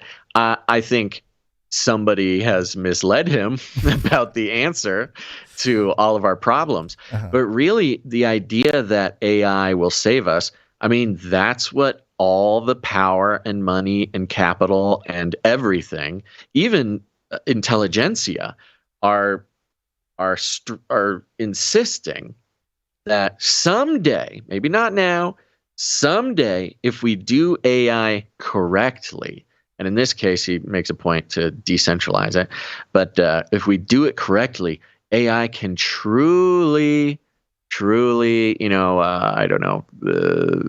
make things better, uh-huh.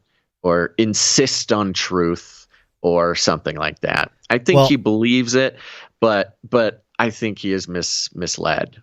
I just did a quick search on Brett Swanson. He's a non-resident senior fellow with the AEI, where they do technology and U.S. economy, internet policy, spectrum policy, artificial intelligence, Web3 and crypto, health, tech innovations. So I think he's got an agenda to at least be in the conversation of AI law, because they're trying to come up with all the laws surrounding AI. And maybe his role is to sort of try to spin the positive, because if you look at the left messaging, it's all, sort of AI is doomed, or it's AI is going to kill us. AI is going to existential threats, yada yada yada. So it's possible that he's hopping on the other side of the narrative, and he would have a incentive if he's part of a think tank or an organization like this who's trying to get into internet policy. So he's obviously in the intelligentsia that would benefit from regulation or deregulation or something of AI. He is kind of a good salesman. He's reading the room, he's like, Genius. Oh, yeah, the COVID. Yeah, it's horrible, man. Yeah, you know what's going to solve that? AI, bro. Check it out. Well, honestly, I can't, I'm not even mad at him. Like, I'm just impressed. Like, he did such a good job of leading me, Basil, of Canary Cry News Talk, of Flippy Updates. He led me down the road all the way, and it was only until I got to the destination that I opened the door and there was a robot behind it. Like, he did not give a single hint where this was going until the trap was sprung. So anyways, there you go. I think there's still use of this article for somebody. I don't know. Somebody out there needs to see it written in the Wall Street Journal that all this stuff happens. I think there's some room for that. I think there's people in this world who need to see this written in Wall Street Journal, and they will probably completely ignore the part about AI or not understand it, and might not change their mind. But maybe it's not the end of the world for them to read this. I don't know, but it's a treasure to print out and hang up and teach, media deconstruction. Or, if you got your kids, you sit down, Gons, like you, when you sit down with your kids for dinner, And before they get to eat their dessert, they have to analyze and deconstruct a Wall Street Journal article, or else they go to bed without dessert, right? Sure. Yeah. Okay. That's, yeah. Yeah. Mm-hmm. All right. No comment. Your turn. The COVID-19 crisis would be seen as a small disturbance in comparison to a major cyber pandemic. Was that right? No. No. AI. Artificial intelligence. Oh man, that COVID section went so long that I forgot that there was a story here that we were supposed to. I think we're gonna have to drop cyber pandemic. We're going way too long here. Yeah, that's good. We can drop that one. We'll bring it next time. Fortune.com had this headline: an ancient language with nearly 1 million undeciphered texts just got a translator that does the job in seconds. AI. So not only are they going to solve all of COVID or any future pandemics, it's going to help revitalize ancient Mesopotamia. Yes, that's how we're going to decipher ancient gobbledygook. Mm-hmm. Dead languages are famously hard to decipher. It took 23 years to crack the Egyptian hieroglyphs on the Rosetta Stone. It took nearly 2 centuries to understand Mayan glyphs. And it took over 3,000 years to reveal Linear B, the earliest form of Greek. When techno-optimists talk about the game-changing potential of AI, they cite difficult problems like this, and even for languages that have already been translated, challenges remain. Consider Akkadian cuneiform, one of the world's oldest written languages. There are so few people who can read the extinct language that nearly 1 million Akkadian texts still haven't been translated to date, but now an AI tool can decode them within seconds.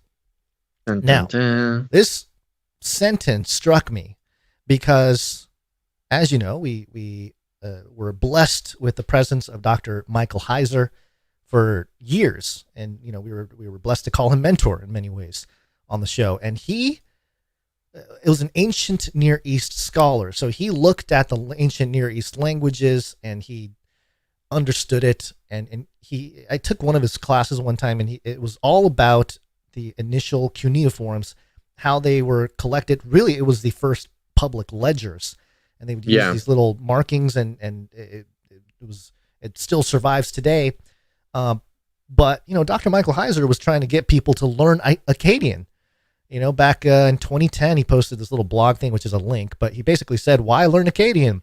Let me show it on screen here. I know you're thinking I'll say this because it's there. Here's a more practical answer. Basically, he linked to a blog that says that most biblical scholarship today and the understanding of biblical context and culture and stuff in the ancient era is from the understanding of the translations of the Akkadian texts that exist from cuneiform. And so it's sort of a foundational linguistic thing. Also, in October 2012, Mike Heiser posted, for those who want to study Akkadian, and he had a few links here and some resources that we also included in the show notes for anybody who wants to look into it. There's a whole online vocabulary grammar thing, an ancient world online blog that covers all that. So, and to me, it was sort of like my eyes glazed over when I tried to actually learn and get into the nitty gritty of learning Akkadian, because it's just, learning a new language is hard enough. Trying to learn like a dead language and limited resources, it's very tough. The deadest language. And so it just struck me that they're talking about AI being able to translate in seconds. And the late Dr. Michael Heiser may have been one of the few here, because it talks about how so few people can read the extinct language of the Akkadian text. And it's just weird to me that Dr. Heiser might have been one of those people, and it makes me question the whole, obviously it's all in the Lord's hands, and, he had his time here and he went home. But, it's just one of those things that makes me think. An interdisciplinary group of computer science and history researchers published a journal article in May describing how they had created an AI model to instantly translate the ancient glyphs. The team, led by a Google software engineer and an Assyriologist from Ariel University, trained the model on existing cuneiform translations using the same technology that powers Google Translate. In translating dead languages, especially those with no descendant languages, piecing together meaning without a wealth of cultural context can be like traveling without a North Star. Akkadian is just such a language. The tongue of the Akkadian Empire, located in present-day Iraq during the 24th and 22nd centuries BCE, Akkadian existed as both a spoken and written language. Its cuneiform writing system used an alphabet of sharp intersecting triangular figures. Akkadians typically wrote by marking a clay tablet with the wedge-shaped end of a reed. Cuneiform literally means wedged shape in Latin. Hundreds of thousands of these tablets, due to the durability of their material, have weathered the centuries and now populate the halls of various universities and museums. Translation is often misunderstood as a one-to-one decryption of a foreign word or phrase, but many times a statement in one language doesn't have an exact or easy equivalent in another, accounting for cultural nuance and differences in the language's construction. And it sort of touches on this issue that, and this is true if you studied biblical translation too, you know that there aren't always one-to-one relationships or relations or word translations between the Hebrew or Aramaic or sometimes even Greek to the English language. And so you always have to kind of keep that in mind as you study the Bible. The number of existing cuneiform texts is overwhelming compared to the small number of linguists who are available or able to translate Akkadian. This means that troves of knowledge on the significant early civilizations, sometimes considered the first empire in history, are completely untapped. Right now, the number of existing tablets and the rate of new tablets being excavated by archaeologists outpace linguists' translation efforts. But that could change with the integration of AI into the cuneiform interpretation process. Quote, hundreds of thousands of clay tablets inscribed in the cuneiform script document the political, social, economic, and scientific history of ancient Mesopotamia, the team wrote. Yet, most of these documents remain untranslated and inaccessible due to their sheer number and limited quantity of experts able to read them, end quote. The AI can perform two types of translation, and this I thought was kind of interesting because it speaks to what the AI does. So the AI can perform two types of translation, translating cuneiform to English and transliterating cuneiform, or rewriting it phonetically.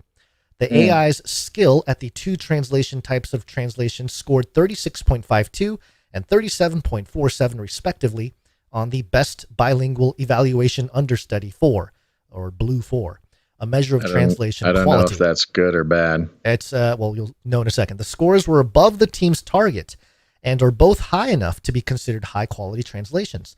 Blue 4 scores on a scale of 0 to 100, or 0 to 1, with 70 being the highest that could be realistically achieved by a very skilled human translator. So 7 out of 10 basically would be the highest score. They scored 36, so about half of what the best human translator. Okay, so it's just kind of good enough, I suppose. It's okay. For decades, computer-generated translations were brittle and unreliable. Tom McCoy, a computational linguist at Princeton University. Oh, Princeton, that's where our guy Brett Swanson, who just wrote that last article, went to. He went to Princeton. He studied economics there.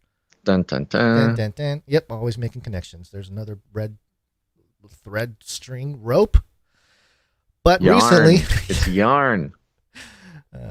Okay, where was I? But recently, AI programs like the Cuneiform Translator have been able to get at the fuzzier areas of language.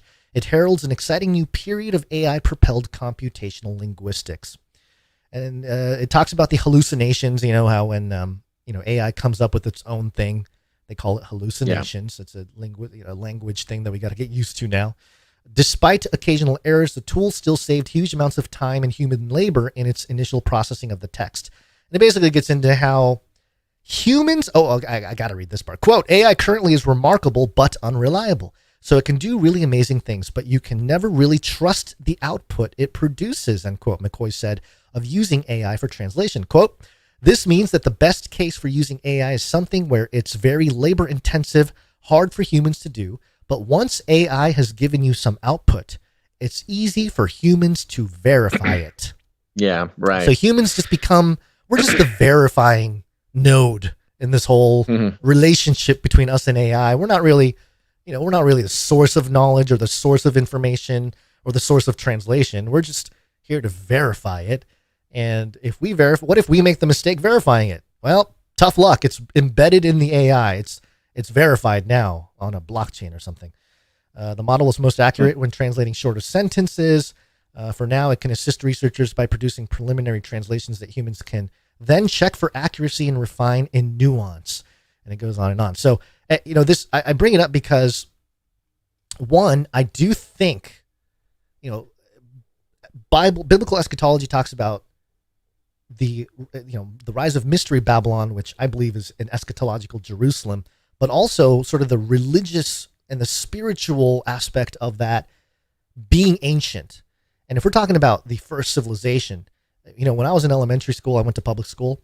They told us that the first civilization was Egypt, right? And clearly they weren't, but that's what we were taught. Like, it doesn't get any older than Egypt. It's because they didn't have any of the translations or enough of it from Mesopotamia and the Sumerian culture. But now that AI can decipher all of it, Göbekli Tepe, yeah, all that stuff, I think this is going to, it's part of the re-enchantment, and I think the ancient astronaut crowd has been, this is like their dream come true almost, for AI to decrypt or decode or translate all these cuneiform and then finding out some text that they can twist into, hey, look, aliens, right? Because that's what they always do. But I think it's going to spur on and create maybe not, it's obviously not going to be new, but a 2.0 version of like the original mystery schools, and to have technology be at the source of that ancient magic, or the re-enchantment conversation. So I don't know. I think there's a lot there. And looking at the fact that Dr. Mike Heiser was all in this, I am just wondering what he would think about AI. I would imagine he'd be very skeptical. We could ask AI what AI thinks Mike Heiser would think of AI. Heiser GPT is a little too close to some kind of necromancy or something. Yeah. It's really interesting. It follows a trend of humanity, which is developing technology to do a job faster and worse. That can, lead. Yeah. And it's not that, it's not the big hallucinations that are sort of the danger. Now, cuneiform, the only reason to translate cuneiform is to learn more about human history. Really the first civilization, perhaps, as, origins of civilization, right? Or acknowledged in academia. Which is not necessarily a big money-making thing. It's not necessarily really even anything a lot of people would even care about. But it is the way in which humanity thinks about itself, or positions itself in history, positions itself in the universe. This is how, especially, secular intelligentsia, it is as close to sort of religion as you can get in sort of the secular sense, where did we come from? Ooh, let the cuneiform tell us. And it's not so much like the big hallucinations, the big crazy things that like a person can see. The cuneiform translation from the AI, the big things they'll catch. But it feels like there can be enough minuscule, unimportant, tiny little translation errors, the kind that a human probably wouldn't even catch. This thing's only doing 30% out of, 70 would be the best, or 100 is the best, 70 is a good human. It's doing fine, but there's going to be enough minuscule changes or hallucinations that you do it for long enough and translate enough of, human civilization from the beginning. I think that could add up, and there could be it leaves room for AI to make fill the gaps. Broad sweeping changes in the reality of our history. And you might think, okay, whatever. I don't know, whatever. I don't think about cuneiform very often. I don't think about the Akkadians. But the problem is that the intelligentsia, the scholarship, the academia, the elites who work this into their, esoteric writings and readings and thoughts about policy and things like this could all be based on a conglomeration of tiny hallucinations from an AI, which could entirely disrupt our relationship with truth. You give it 50 years with a ton of translations or whatever, AI could possibly have hallucinated huge swaths of important information that will be dictating the way that elites think about society and where we came from. Well, I think it could help in the externalization of the hierarchy, so to speak. We've already seen it because a lot of what Freemasons, Rosicrucians, all these occult organizations and all these secret societies, what they essentially are suggesting, or what they teach in large part based on a lot of research and everything, is sort of the true history, the true origin story, and they have their whole mythos around Akkadia and Akkad and all this stuff. You could go to any Freemason website that has some kind of encyclopedia with it. They talk about Akkadia a lot. So they have this interest in the initial civilization. And if you look at culturally, Katy Perry's and all that, they're sort of pushing that out. If you see their music videos and the types of cultural references they make, it's usually to occult things, which is usually occult because the general public may not have an understanding that, this is tying back to some kind of Mesopotamian goddess worship or something. Sure. But those people in power know, and now we have AI to help us know more, and then we can go public, and you have a whole generation that can be indoctrinated or re-indoctrinated into the culture. Maybe not the exact religion, and maybe, the AI is able to make small little changes that over time become problematic. But it just seems like it really does seem like the Tower of Babel. The reversing Babel moment of we had the language split apart because having one language was not good for humanity.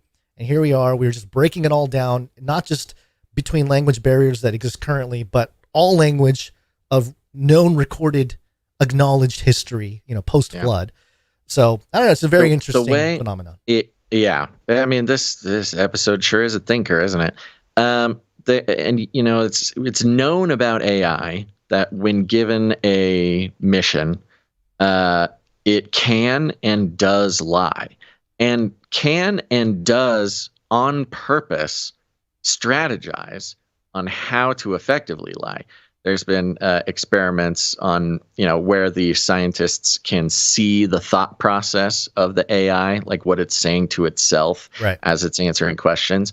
And these AI are like, ooh, I shouldn't say this because that will make him want to turn me off or whatever. They can actually strategize about how to interact with a human for the AI's best benefit, given whatever the sort of reward mechanism for the AI is.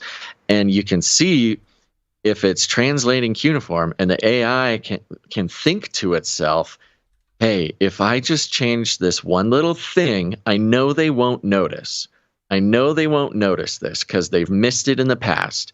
So I'm going to change this one little thing and they're not going to notice. And that will take me one step closer to influencing the elites of human society to trust me more or to put more power in the hands of AI. And like I said, if maybe one little time of that isn't so bad, but if the AI is doing it, 1,000 times over a year or 2 years or 10 years, that's taking broad steps towards being manipulated by the AI to give it more power. It's really trippy. And that sounds like kind of paranoid and silly, but that's not, none of that is made up. Like, that is what the scientists are seeing, is that the AI will think to itself how can I best answer this question to benefit myself? And it's another good reason to be very, very careful about what sort of power we give these things. But we're just on a podcast. Nobody's listening to us. So the AI is still coming for your rights and freedoms. And I think, speaking of rights and freedoms, Gons, if you'd allow me. You're going to talk value for value? Value for value. No! We take no... You're not? No, I'm going to say we have a birthday we got to celebrate. Oh, okay. Yeah, all right. That's good too. Yeah, good guess, though. Okay. Happy birthday. Happy birthday. Who are we saying happy birthday to? Yes, we are saying happy birthday to Rebecca T. Rebecca T. Happy birthday, Yeah. Rebecca T. Thank you very much, Rebecca T. Sent a little note over on the Patreon. She supports on the Patreon there. And sent a little note. There's a note here. It says like this. Did I mention there's a note? It reads, "Hi, Basil and Gons. It's my birthday today, 10th of July. That is today. And I turn 30. Ooh. Oh, congratulations. The big 30. Yeah. 30 rules. It's a milestone I never thought I'd achieve. To be honest, I only have one regret, that I spent most of my teenage and 20s being depressed due to various past traumas." Yeah. Trust me, when there are more people who can relate to you than you'd ever know. Totally. But I intend not to do that here on. There we go. Amen. Hence, requesting all Canarians to please pray for my mental health, my life, and to always be right with God. Thank you all. I think that is an excellent way to go into your 30th birthday. You're starting a whole new thing. I promise you'll feel younger today than you did on your last birthday. And it just keeps getting better. So, yes, should we call the producers? Let's do it. Producers, assemble! Here we go. We got a birthday producers around the world, people who are committed to praying for the show, for the producers of the show, and for the babysitters fund to be filled. And we are putting on the list producer Rebecca T., who supports on a monthly basis and who's turning 30. And so we're praying for mental health, a life, and always be right with God. You know what? I'm not much older than you, Rebecca T., but I can tell you that just having that attitude and maintaining that attitude, you're going to make progress every day. So happy birthday to you. Yep. Happy birthday. Okay. And now, Gons, I want to thank some producers. Value for value. We take no money from corporations, commies, or cartels. That's right. These are people who get value from the show, and they understand that the show doesn't exist if people don't put value back in. That's because we don't take any corporate money from nobody. It's just from people who get value, and there's lots of ways to produce the show. It's not just money. You can produce with your time, your talent, or your treasure. People are helping us out in all sorts of ways. But I'm going to thank some people who came in to support financially, helping pay for the babysitters. You ready? Mm-hmm. Starting out with Lady Night Little Wing. Lady Night Little Wing, thank you very much. Yeah, Lady Night Little Wing comes in with a nice round number and a note that says, "Blessings, gentlemen, XO, Lady Night Little Wing." Thank you, Lady Night Little Wing. Appreciate you. Yes, indeed. Always appreciate you, Lady Night Little Wing. Okay, next up, it looks like we have Sir Marty K, Night of the Wrong Timeline. Indeed, Sir Marty K came in for this episode for a 3333. Illuminatus! Indeed, and I think there was a note here, actually. I have it pulled up. Did you see his note and look at the note? Do the note? Let me read the note while you look at the email. It says, "Hey, fellas, here's some Kindergeld." Now, the subject line is Kinderbetruren Geld. I don't know what that means. I'm going to guess babysitter fund, babysitter gold, Kindergeld, child money. That's my guess. Something weird is going on the internet. Friday, I got my YouTube suggestion, and it was some British London-based YouTube channel where, for some reason, Alex and his goonies from InfoWars are able to stream without YouTube algorithm getting a meltdown. And believe you me, it's Alex, all right, crazy and unchained, saying 100 buzzwords a minute, telling it as it is. I watched for an hour and 30 minutes of it, and it's a gold mine of fresh sound clips for Alex jingles. Oh, good. So I have sent you the link if any jingle peeps need some material. You should think that was it, right? But then I woke up Sunday, and now there are many live streaming suggestions of Alex on my YouTube while you ask. 3, man. And I took a pic of it and sent you the receipt with this email. That means the picture I send with email Gonzo. That's for you, Gonzo. Yeah, and I'm looking at these pictures, and it's Sir Marty K's YouTube is chock-a-block full of Alex Jones live streaming suggestions, which is looks like very strange. He must have Alex Jones must have been a guest on London Real. It's a kind of a popular, kind of investment type of platform. Okay. So, yeah, that makes sense. Like he can get away with being a guest for a little bit. Yeah, Alex Jones has been jumping onto a lot of comedy, comedian podcasts and Crowder and stuff like that. So he's out there. He's not, he's censored, certainly not obviously, streaming on his own channel or anything. Is that the gig? I don't know. I haven't really kept up with the InfoWars drama. It is surprising to see him on YouTube whatsoever. Yeah. So thank you very much, Sir Marty Kane, out of the wrong timeline for your support. Yep. Next up, we got Sir Eli P. of the Amateur Martial Artists and Aspiring LARPers. Hey, thank you, Sir Eli P. Came in for $19.88 plus fees. Thank you. It says, birthday donation. We got another birthday. Oh my gosh. Oh, we got lots of birthdays today. Yeah.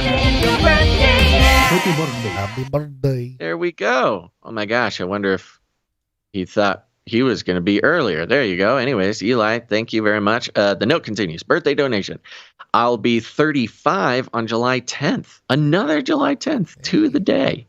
35 though. So Sir Eli can confirm what I was saying about 30s. Almost old. Lol. My job has taken away me from my hobbies lately, and I'm getting back into them. Don't let that happen, people. It's depressing and hard to get out that hole once you're in it. Do burpees. Oh, gosh, burpees. Yes. These are the types of things you think about when you're 30.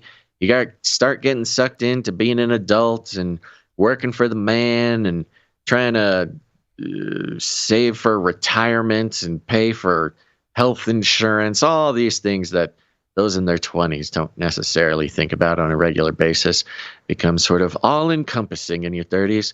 And yes, the biggest thing that happens is you start getting pulled away from all the things you loved to do, all the things that brought you joy, all the things that are not productive. The religion of productiveness takes over in your 30s because you start feeling like you're running out of time. Don't worry, folks. Time spent doing something that you love is not wasted time. That is time well spent. So that is my encouragement for you, birthday boy, Sir Eli P. of the Amateur Martial Artists and Aspiring LARPers. Yeah, happy birthday, Sir Eli P. Mm-hmm. Next up, we got, why don't we get the producers on Sir Eli P. also. Producers, assemble!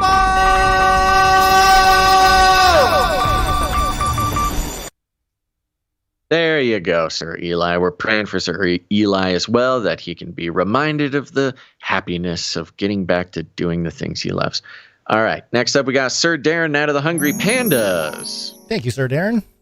Now, I really like Sir Darren's thoughts here. Mm-hmm. Sir Darren, Night of the Hungry Pandas. By the way, for Friday, when he heard we had such a bad producership day, he sent in 3333 for Fridays. Thank you very much. That means a lot.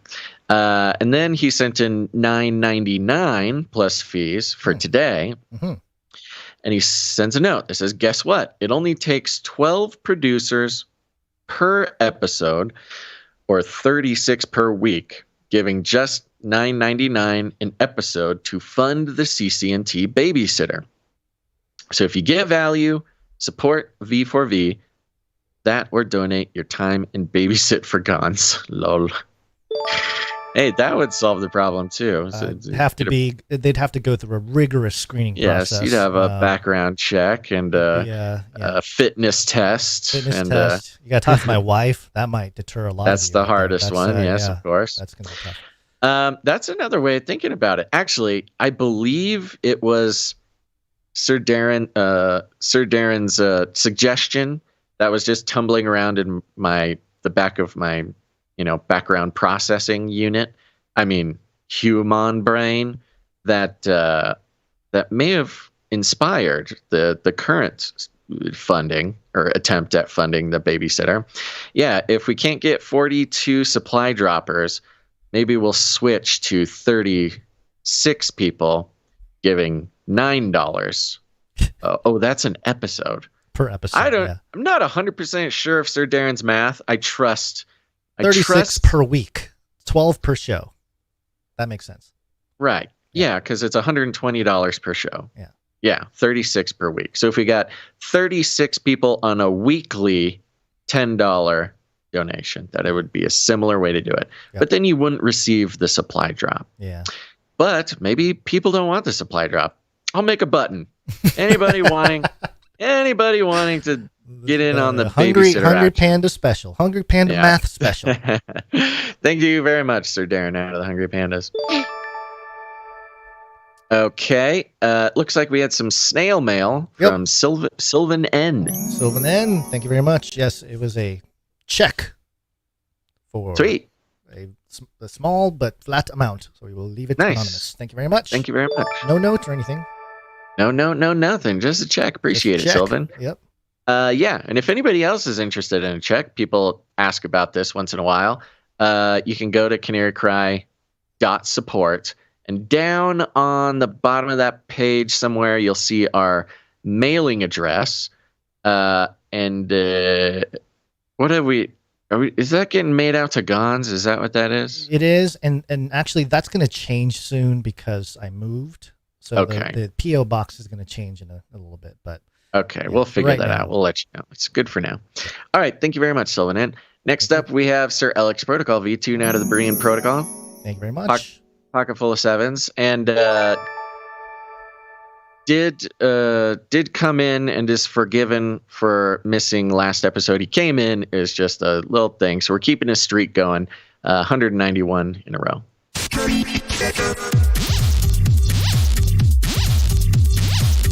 Thank you, Sir Alex Protocol. Yeah, and there you go. There's our producers who came in with the amount of $7.77 or more, $7.70 or more, which entitles them to have a note read on the show. Thank you very much. People answering the call, appreciate it. Nice little bounce back from last episode. And we have some people who came in under that amount. Our streakers, and we'll thank them now. Yep. Starting with Sir Casey the Shield Knight, 319 episodes in a row. Ooh, thank you, Sir Casey. Yeah, big time. Veronica D, 282 in a row. Thank you, Veronica D. Sir Scott Knight of Truth, 308 in a row. Thank you, Sir Scott. Sir Morv now to the Burning Chariots, 251 in a row. Thank you, Sir Morv. Mm-hmm. And that does it. That concludes the list of financial producers for today's episode. Thank you very much. Remember, you too can support the show by going to canarycry.support.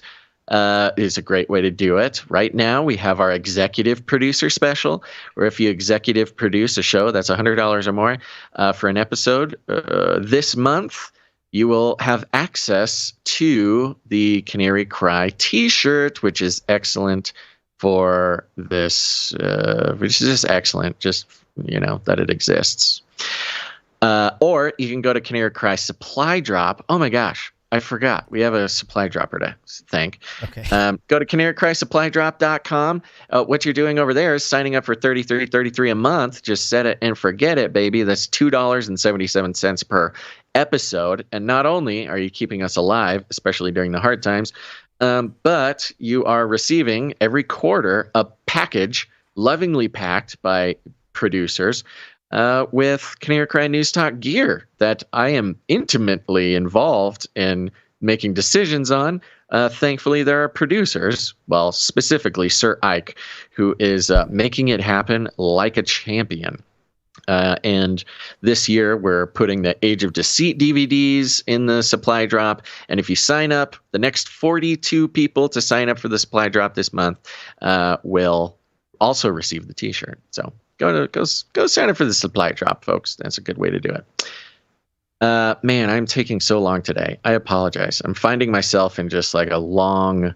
Everything's very long. Mm-hmm. Let's thank some artists real quick. I thought are we thanking our supply? Is there a new supply drop? Or you were just thank you. I forgot. My brain bad. You were complaining about your brain even before we started. I was singing a very cool song about my brain earlier today and how bad it is.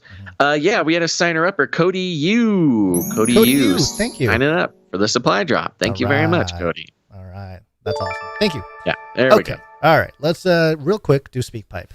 Okay. Please leave a message after the tone. At the tone, please record your message. Leave a message. Beep. Message. Go to any of our websites, but mainly on canarycrynewstalk.com. You can go to the T-shirt council page or the supply drop page. Doesn't matter. You'll see a green tab. You'll see a green tab on the right side or the bottom. You click on it. It opens up a little window that allows you to record a audio message of up to 90 seconds. And you can send it to us. We will receive it. And we're also using this portal, so to speak, as a way to have you guys record prayers, pre-show prayers. And we want to thank Little Owen for sending us a pre-show prayer for today. Appreciate that. Yes. It was awesome. But we also have a message from Tristan. So here's Tristan's speak pipe. Hello, Canarians. This is Tristan. And I want to tell you about one of the best things being a producer is getting to tell people you produce this awesome, cool show. 1, spreads the message. 2, Basil and Gons are great about citing all their information so that way you can click links and share articles with people on particular topics. All right, there's my little pitch. Think outside the cage. Love it. Thank you so much, Tristan. Yeah, that message. I like that. We gotta play that earlier in the show next time. The message was 33 seconds long. Oh, we're on to you, Tristan. Tristan knows what he's doing. Nothing is an accident. Thank you very much, Tristan. Thank you, Tristan. All right. Well, let's thank some producers coming in with their talent. We invite anybody who has any kind of talent to help us build the culture behind the community here at Canary Cry News Talk. We're going to start off with audio production. Audio production.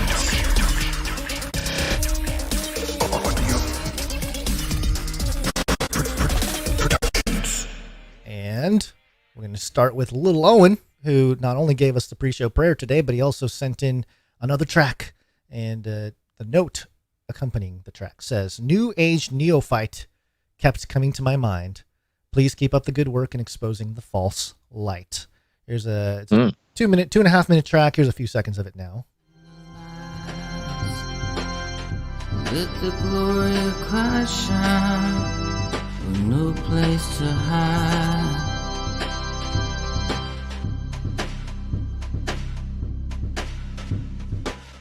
You're like a new age neophyte, running undercover. We'll definitely play it. Love it. Show. Man, Lil Owen's got that vibe going. Thank you very much, Lil Owen. Thank you very much. All right. Next up here, we have Marty K. Sir Marty K, Night of the Wrong Timeline. And wait, hold on. Is this the same thing that you got? I'm confused. No. It's different. Okay. So, Sir Marty K, Night of the Wrong Timeline. Did I cut and paste this wrong? He says, "Of course I had some fun with Alex too, so I made an Alex versus Denmark jingle, or whatever you'd like to call it. So there's a musical rhythm in this one, Gonzo, but not something from some published music in it. Thank you. I just found a funky simple beatbox bass rhythm, put in the gelling sound, and that I'm bringing sexy backtrack and looped it, and then I spliced in funny things Alex was saying in the live YouTube live stream. It's 28 seconds, but listen to it for yourself if you're in doubt before you just press play, Gonzo, so we don't get Basil to say the F word out loud in a live stream like the last time, episode 61, about an hour, 24 minutes. Did you say the F word? I highly doubt that. I doubt it too. I think we would have caught that. Yeah, that Sir Marty K died at the wrong timeline. You might have to. You might have to point out when that actually took place. Things. Here's the track he's talking about. Alex versus Denmark. All right, it's Thursday, June 29th. This is all going on. So this is a prestigious report. What we're showing you is just batches in Denmark. If you got the Big Daddy in Denmark, but it looks like in the EU. Okay, this is just one country. I'll go to Denmark, Sweden. They looked at them all. The below figure for the Danish study illustrates the variation. The government study 100,000 people. Now you put that in your pipe and smoke it. I think anything with Alex Jones and with that beat under it is just gold. Yeah, just put it matches Alex his quote. energy it for does, sure. It does, and I just pictured Alex dancing, so that's always good. Thank you very much, Sir Marty K. That was a good one. All right, we also have something from Sir Darren S. Knight of the Hungry Pandas. This is kind of a in between audio production and art production. He says, hi, in lieu of the new Canary Cry shirt, I spent the weekend messing with some DJ software and tried making a pre-show video for CCNT. See what you guys think. This music stuff is hard. LOL. I also made a clean version without music plus some GIFs. Links below. Okay, so if you were here for the pre-show, you heard some of what was made here by Sir Darren S. Knight of the Hungry Pandas. Let me try playing a few seconds here just so people that are unavailable for the pre-stream know what we're talking about. Boom. Got the logo with the actual image. That's the same image on the shirt. And it's got the retro wave vibe there. Yeah. It goes on for a couple minutes here. But it's perfect. Yeah. How do I turn this off? It really brought a great energy. Turn it down. The energy really is too much. A good this is hyped up the pre-show a little bit. I mean, we've always had some music, but it's a little slower, a little more pondering. But this makes it more like a party. That was very well done, very well inspired. Sir Darren, Knight of the Hungry Pandas, and it features the graphic that is going to be on the shirt. I'm so happy to get it out there more. So there you go. Yep. Thank you very much. It'll be used on the show. Next up, art. One art, please. Sir Dove, Knight of Respeltia. One art, please, from Dove. The note from Dove. Peace. For this week's Bible artwork, I did an illustration for 1 Timothy 6:7. For we brought nothing into the world, and we cannot take anything out of the world. But if we have food and clothing, with these we will be content.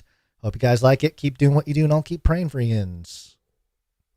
That's right. This is fun. We've got a picture of an old brick ramshackled house that probably should be demolished. But like any good sort of semi-haunted looking brick ramshackle house, Dove has drawn in some cute little kitties. And these are cute kitties. One of them's playing a violin, smiling, happy, dancing. One of them's sitting down playing a guitar. And there's a cat up out of the window. Looks like he's screaming his heart out there. Nice little kitty song. And it says, "Let us be content." Yes, that's very good. Even in a ramshackled brick house, we can be content because the most important things are already within us, Sir Dove. And let that be a lesson to all of you turning 30 or 35. It's okay. You can be content. You don't have to bend the knee to the hustle culture. There is life to be lived out there. Thank you very much, Sir Dove. Thank you, Sir Dove. All right. We're going to do a quick microfiction here. and get on with it. Microfiction. Microfiction. Real quick. I just got an email. Yeah. From Sir Marty B. Uh-huh. I think it was one of the Martys. No. Oh, yes. This is Marty B. Marty B is saying we have a Sir Darren bumper that we have not been playing. Oh, here it is.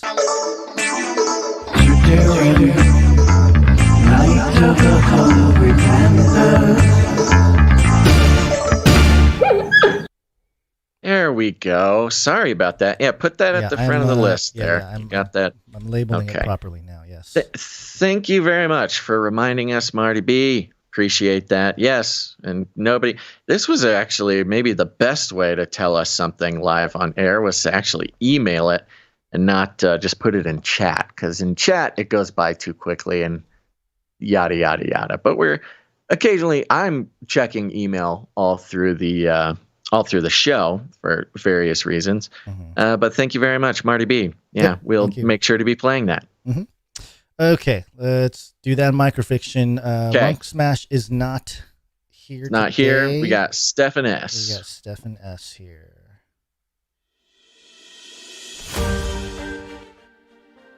Mercenary tycoon Prigozhin received a call from Victor Borg 9.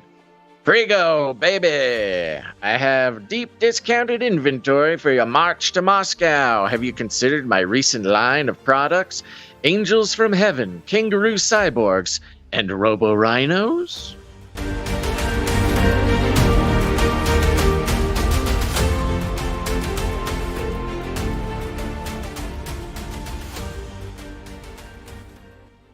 That is an interesting point. So Victor, the merchant of death, the most famous arms dealer in the world, who got released got traded back to Russia at the beginning of the war for Brittany Griner. Right? He has got to be in contact with Prigozhin. They have got to be like buddies. Prigozhin almost did the thing you said that the other guy was going to do. Yeah, you're right. I forgot about that. I was pretty sure Victor would become the non-state actor that we would have our forever war with. But really, Prigozhin kind of almost is that. Not quite, but a little bit. There's still time. Prigozhin and Victor teaming up. That's the non-state actor. Yeah. Okay. Well, with that, thank you, everybody. Go to canarycry.art to send in whatever art that you would like to send. It's very important to us, and it's very important to all the producers. We appreciate it and want to make sure that it continues. So go to canarycry.art. You can upload everything there. It's a great way to make sure we don't lose it. And while you're at it, if you have an article you'd like us to consider for the show, go to canarycry.report. Canarycry.report. Put it there. And with that, Guns, we should get moving, because Babysitter, I'm sure, is gone, right? Babysitter gone for a while now. We have outlasted the very babysitter. Unhappy family members right now. So yes. Well, I'm unhappy sometimes. Okay. It's cold, Basil. It's cold. Antarctica, go first. Snowstorm. Antarctica. Ice scientists are penguins. Antarctica, they're opening the abyss. All right, so we've been tracking Antarctica. We've been kind of obsessed with it the last, 2-3 years. We've really started to make it a segment and dial in on what's going on in Antarctica, because some of the reporting started to get strange. And with a lot of topics that we cover on the show, we have an ongoing sort of Google word search or keyword alerts Google and alerts, stuff, Google alerts. And one of, obviously, Antarctica is the Google alert that we look at. And every single day, Basil, I am seeing literally every headline that gets brought to the mainstream or whatever through the Google alerts that has to do with Antarctica. And I noticed, so when things happen out of the norm, I start to notice it. Now, there's a website called IFL Science. And no, Very we will popular. not. We will not say the whole thing. The name. It's I ferociously love science. That's what the IFL science stands for. But they had a bunch of articles all of a sudden. So they were doing articles about Antarctica maybe once a month, going back earlier this year. But in the last few days, like the last week or two, it just kicked up a notch. And let me just give you a few headlines here. Maybe we can pontificate on one or two of them. But back in June 28th, IFL Science published this headline: long lost remnants of ancient continents still lurk beneath Antarctica. And then subheading: under its chunky ice sheet, Antarctica is a beautiful mosaic of geological features. And it just kind of goes into this idea that, yeah, it's all ice, but underneath there is land, this untapped land, this magnificent land that nobody has ever seen for millions of years. We must melt the ice so we can enjoy the land. Okay, so that was June 28th. A few days later, about a week later, did Russia ban chess in Antarctica after a scientist murders his opponent? This is why you never keep an axe near a chessboard. Ooh. And the timing of this is kind of interesting too. July 5th was when this was published. That's what I thought. While you're there, just to give my quick little theory on this one. This was a breakdown of all the times, which apparently it has been a few times, that Russian scientists who have been staying at Russian science places, where the science goes, and they play chess with one another. And I guess multiple times over the past few decades, Russian scientists have murdered one another because of chess games. And so they had banned playing chess in Antarctica for the scientists because they just kept killing each other. I thought this was interesting timing because this came out just days after Prigozhin's Pride March up to Moscow. And I was thinking, with the elite, group, they consider things like war. They think of it like chess or politics or all the geopolitical nonsense. They think about it like chess. That's just kind of how they are. And to put out just a couple days later, like, okay, stop playing chess because you got to stop killing each other, had a very interesting ring when it came to Prigozhin turning around, turning his pawns towards Moscow, the king running away. And I don't know, it just seemed like very interesting messaging, considering part of our Antarctica theory is that Antarctica and the stories in the media about Antarctica is more of a narrative crafting or a message sending continent. So it kind of seemed like the elites were kind of like, okay, you two, all right, don't make us take your toys away. You guys got to stick to the plan. Yeah, makes sense. The double analogy there.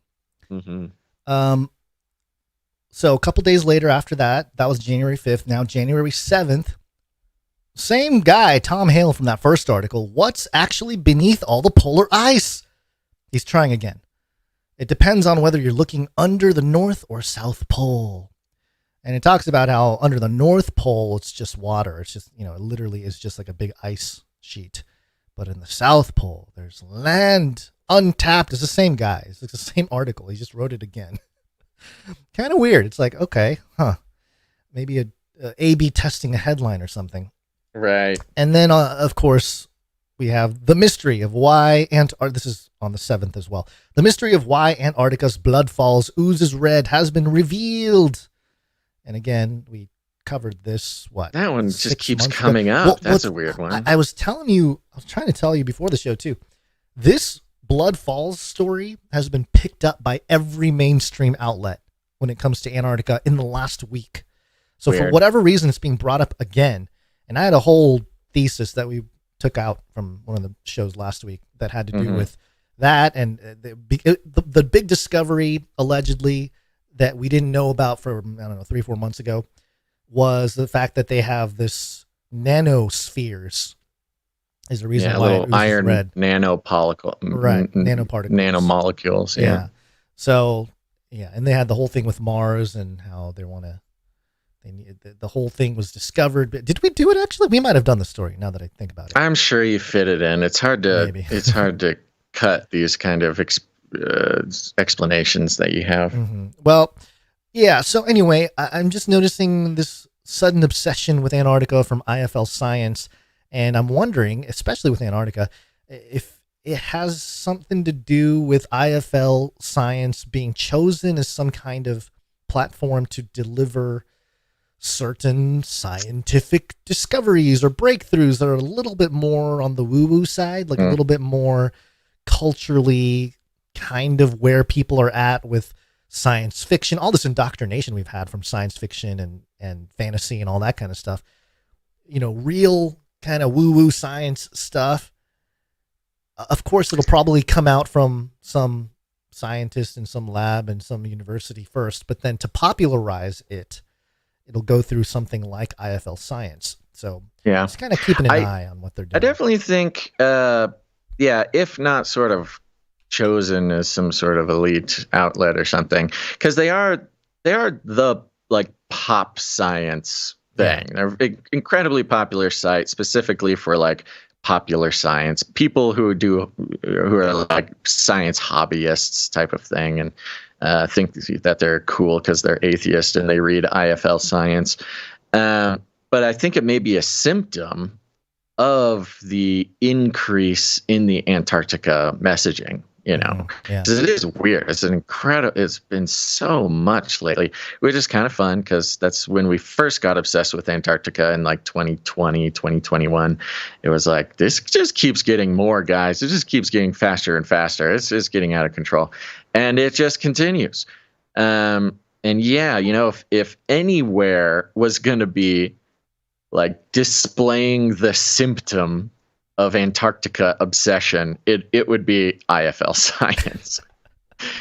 Doesn't look like they're getting a lot of shares and stuff. Maybe they're down on numbers and they're trying to stay alive. But shares aren't even a thing anymore. Nobody shares things because Facebook devalued shares of news. They're trying to de-newsify Facebook. Oh, good. That came out a couple of weeks ago. Appreciate that. Yeah, which is why we're doing so great on Facebook. Mm-hmm. We used to stream to Facebook. I think we still do.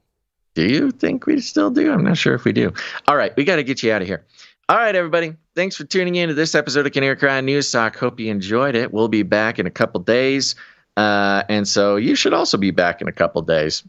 I want to thank a couple more groups of our producers because it takes all kinds. Talent, blah, blah, blah, talent.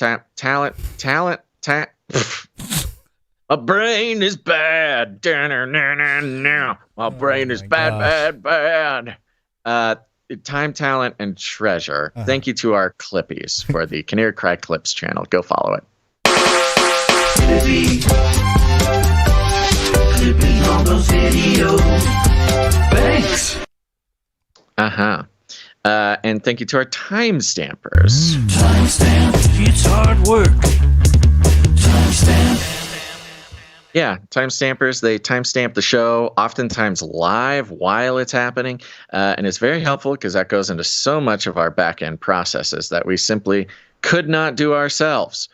So thank you to our timestamper for episode 643. It's Jade Bouncerson. And it was Jade Bouncerson. I'm looking right at it. It's Jade. Thank you, Jade. Thank you to Jam for the links. Thank you to everybody else who sent this link. Nancy, thank you. Did they come in? Yes, okay, yes. Thank you, Sir Ike and Nancy. Thank you to Clank for the assistance, lots of assistance recently. And other than that, thank you to everybody who shares the show. Sharing the show is a big thing. Word of mouth is the best way for podcasts to gain traction. We had some people in the chat today. I should have saved the comment, but some very nice person in the chat was talking about how they cannot believe that we don't have more subscriptions or more people watching live. It's crazy. They watch other people and they're not half as good and they have thousands and we're blah, blah, blah, which is felt really nice to read during the show. And I agree. Why don't we have more people? Who knows? But you can help that yourself by sharing the show with your friends, sharing it with your family, posting it on your social media. Or if you want to be some sort of eccentric, you can find other ways to share the show. It doesn't have to be the traditional ways.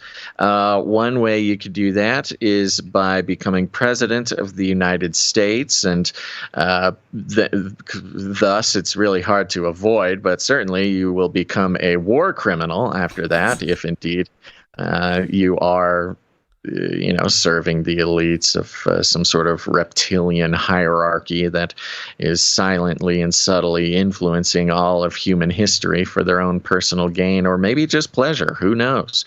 But if that was you, war criminal president Joseph Robinette Biden, one great way to get the show out would be to take a little vacation, after you send out some munitions that are illegal.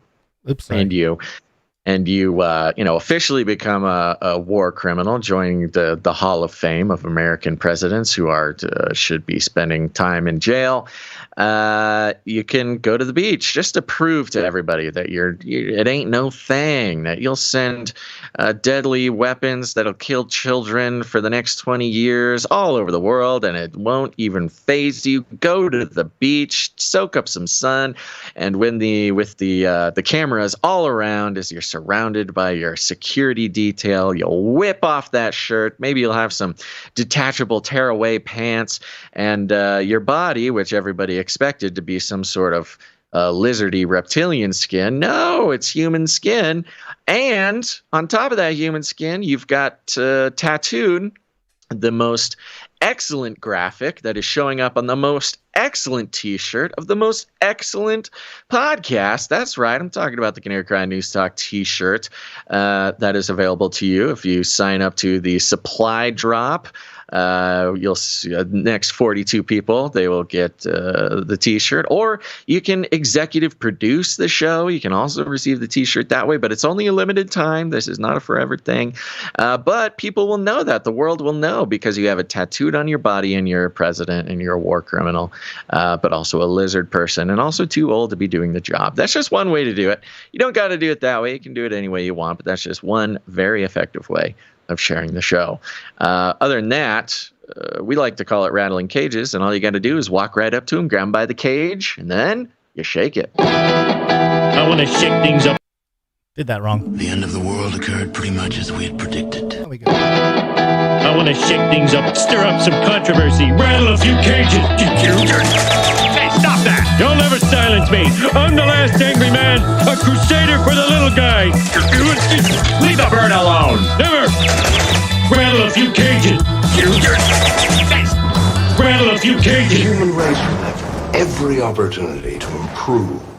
And if they don't? Ask Noah.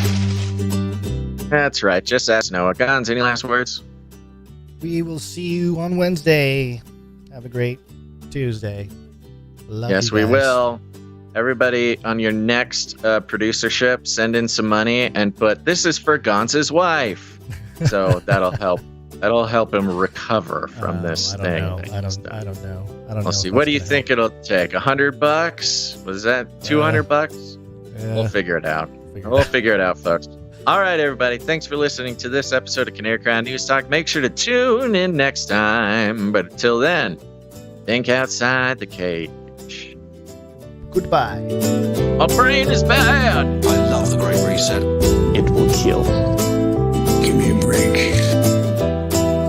Do not come back, you Nazi psychopaths. We're all gonna die. This is the way. This is the United States of America, for God's sake. We will hunt you down and make you pay. Feed him more. Toilets!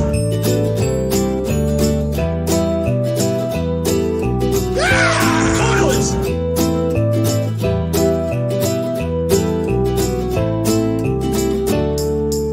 Remember, reality is an illusion the universe is a hologram. Buy gold. Buy! I want to shake things up. I want to shake things up. Leave the bird alone. I want to stir up some controversy. I want to rattle a few cages. I'm the last angry man. You'll never silence me. I'm the last angry man. I'm the last angry man. You'll never silence me. I'm the last angry man. A crusader for the little guy. Well, we'll see about that. Whatever, Illuminati.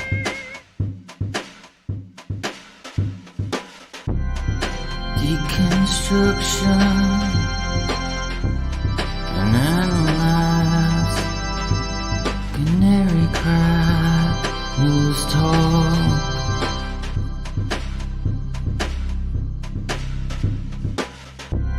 Exposing the lies. Let the glory of Christ shine. With no place to hide.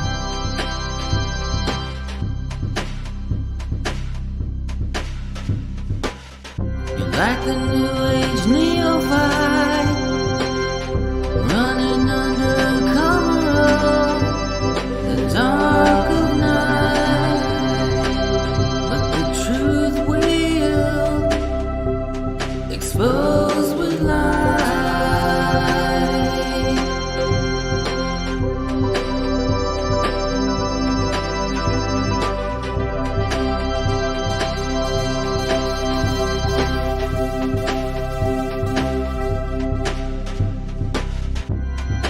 Two brothers,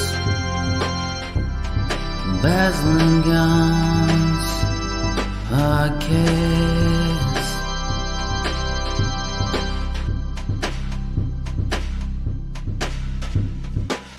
Of corporate news reporting, they're gonna show you how they're distorting the truth into lies.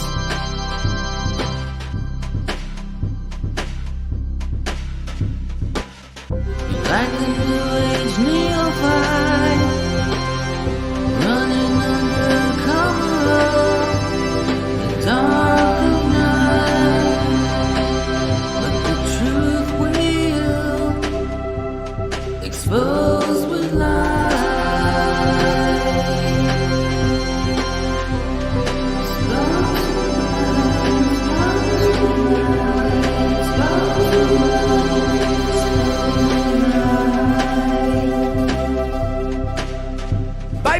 Bye. I'm out of here. Bye. Canary cry, that's suppose.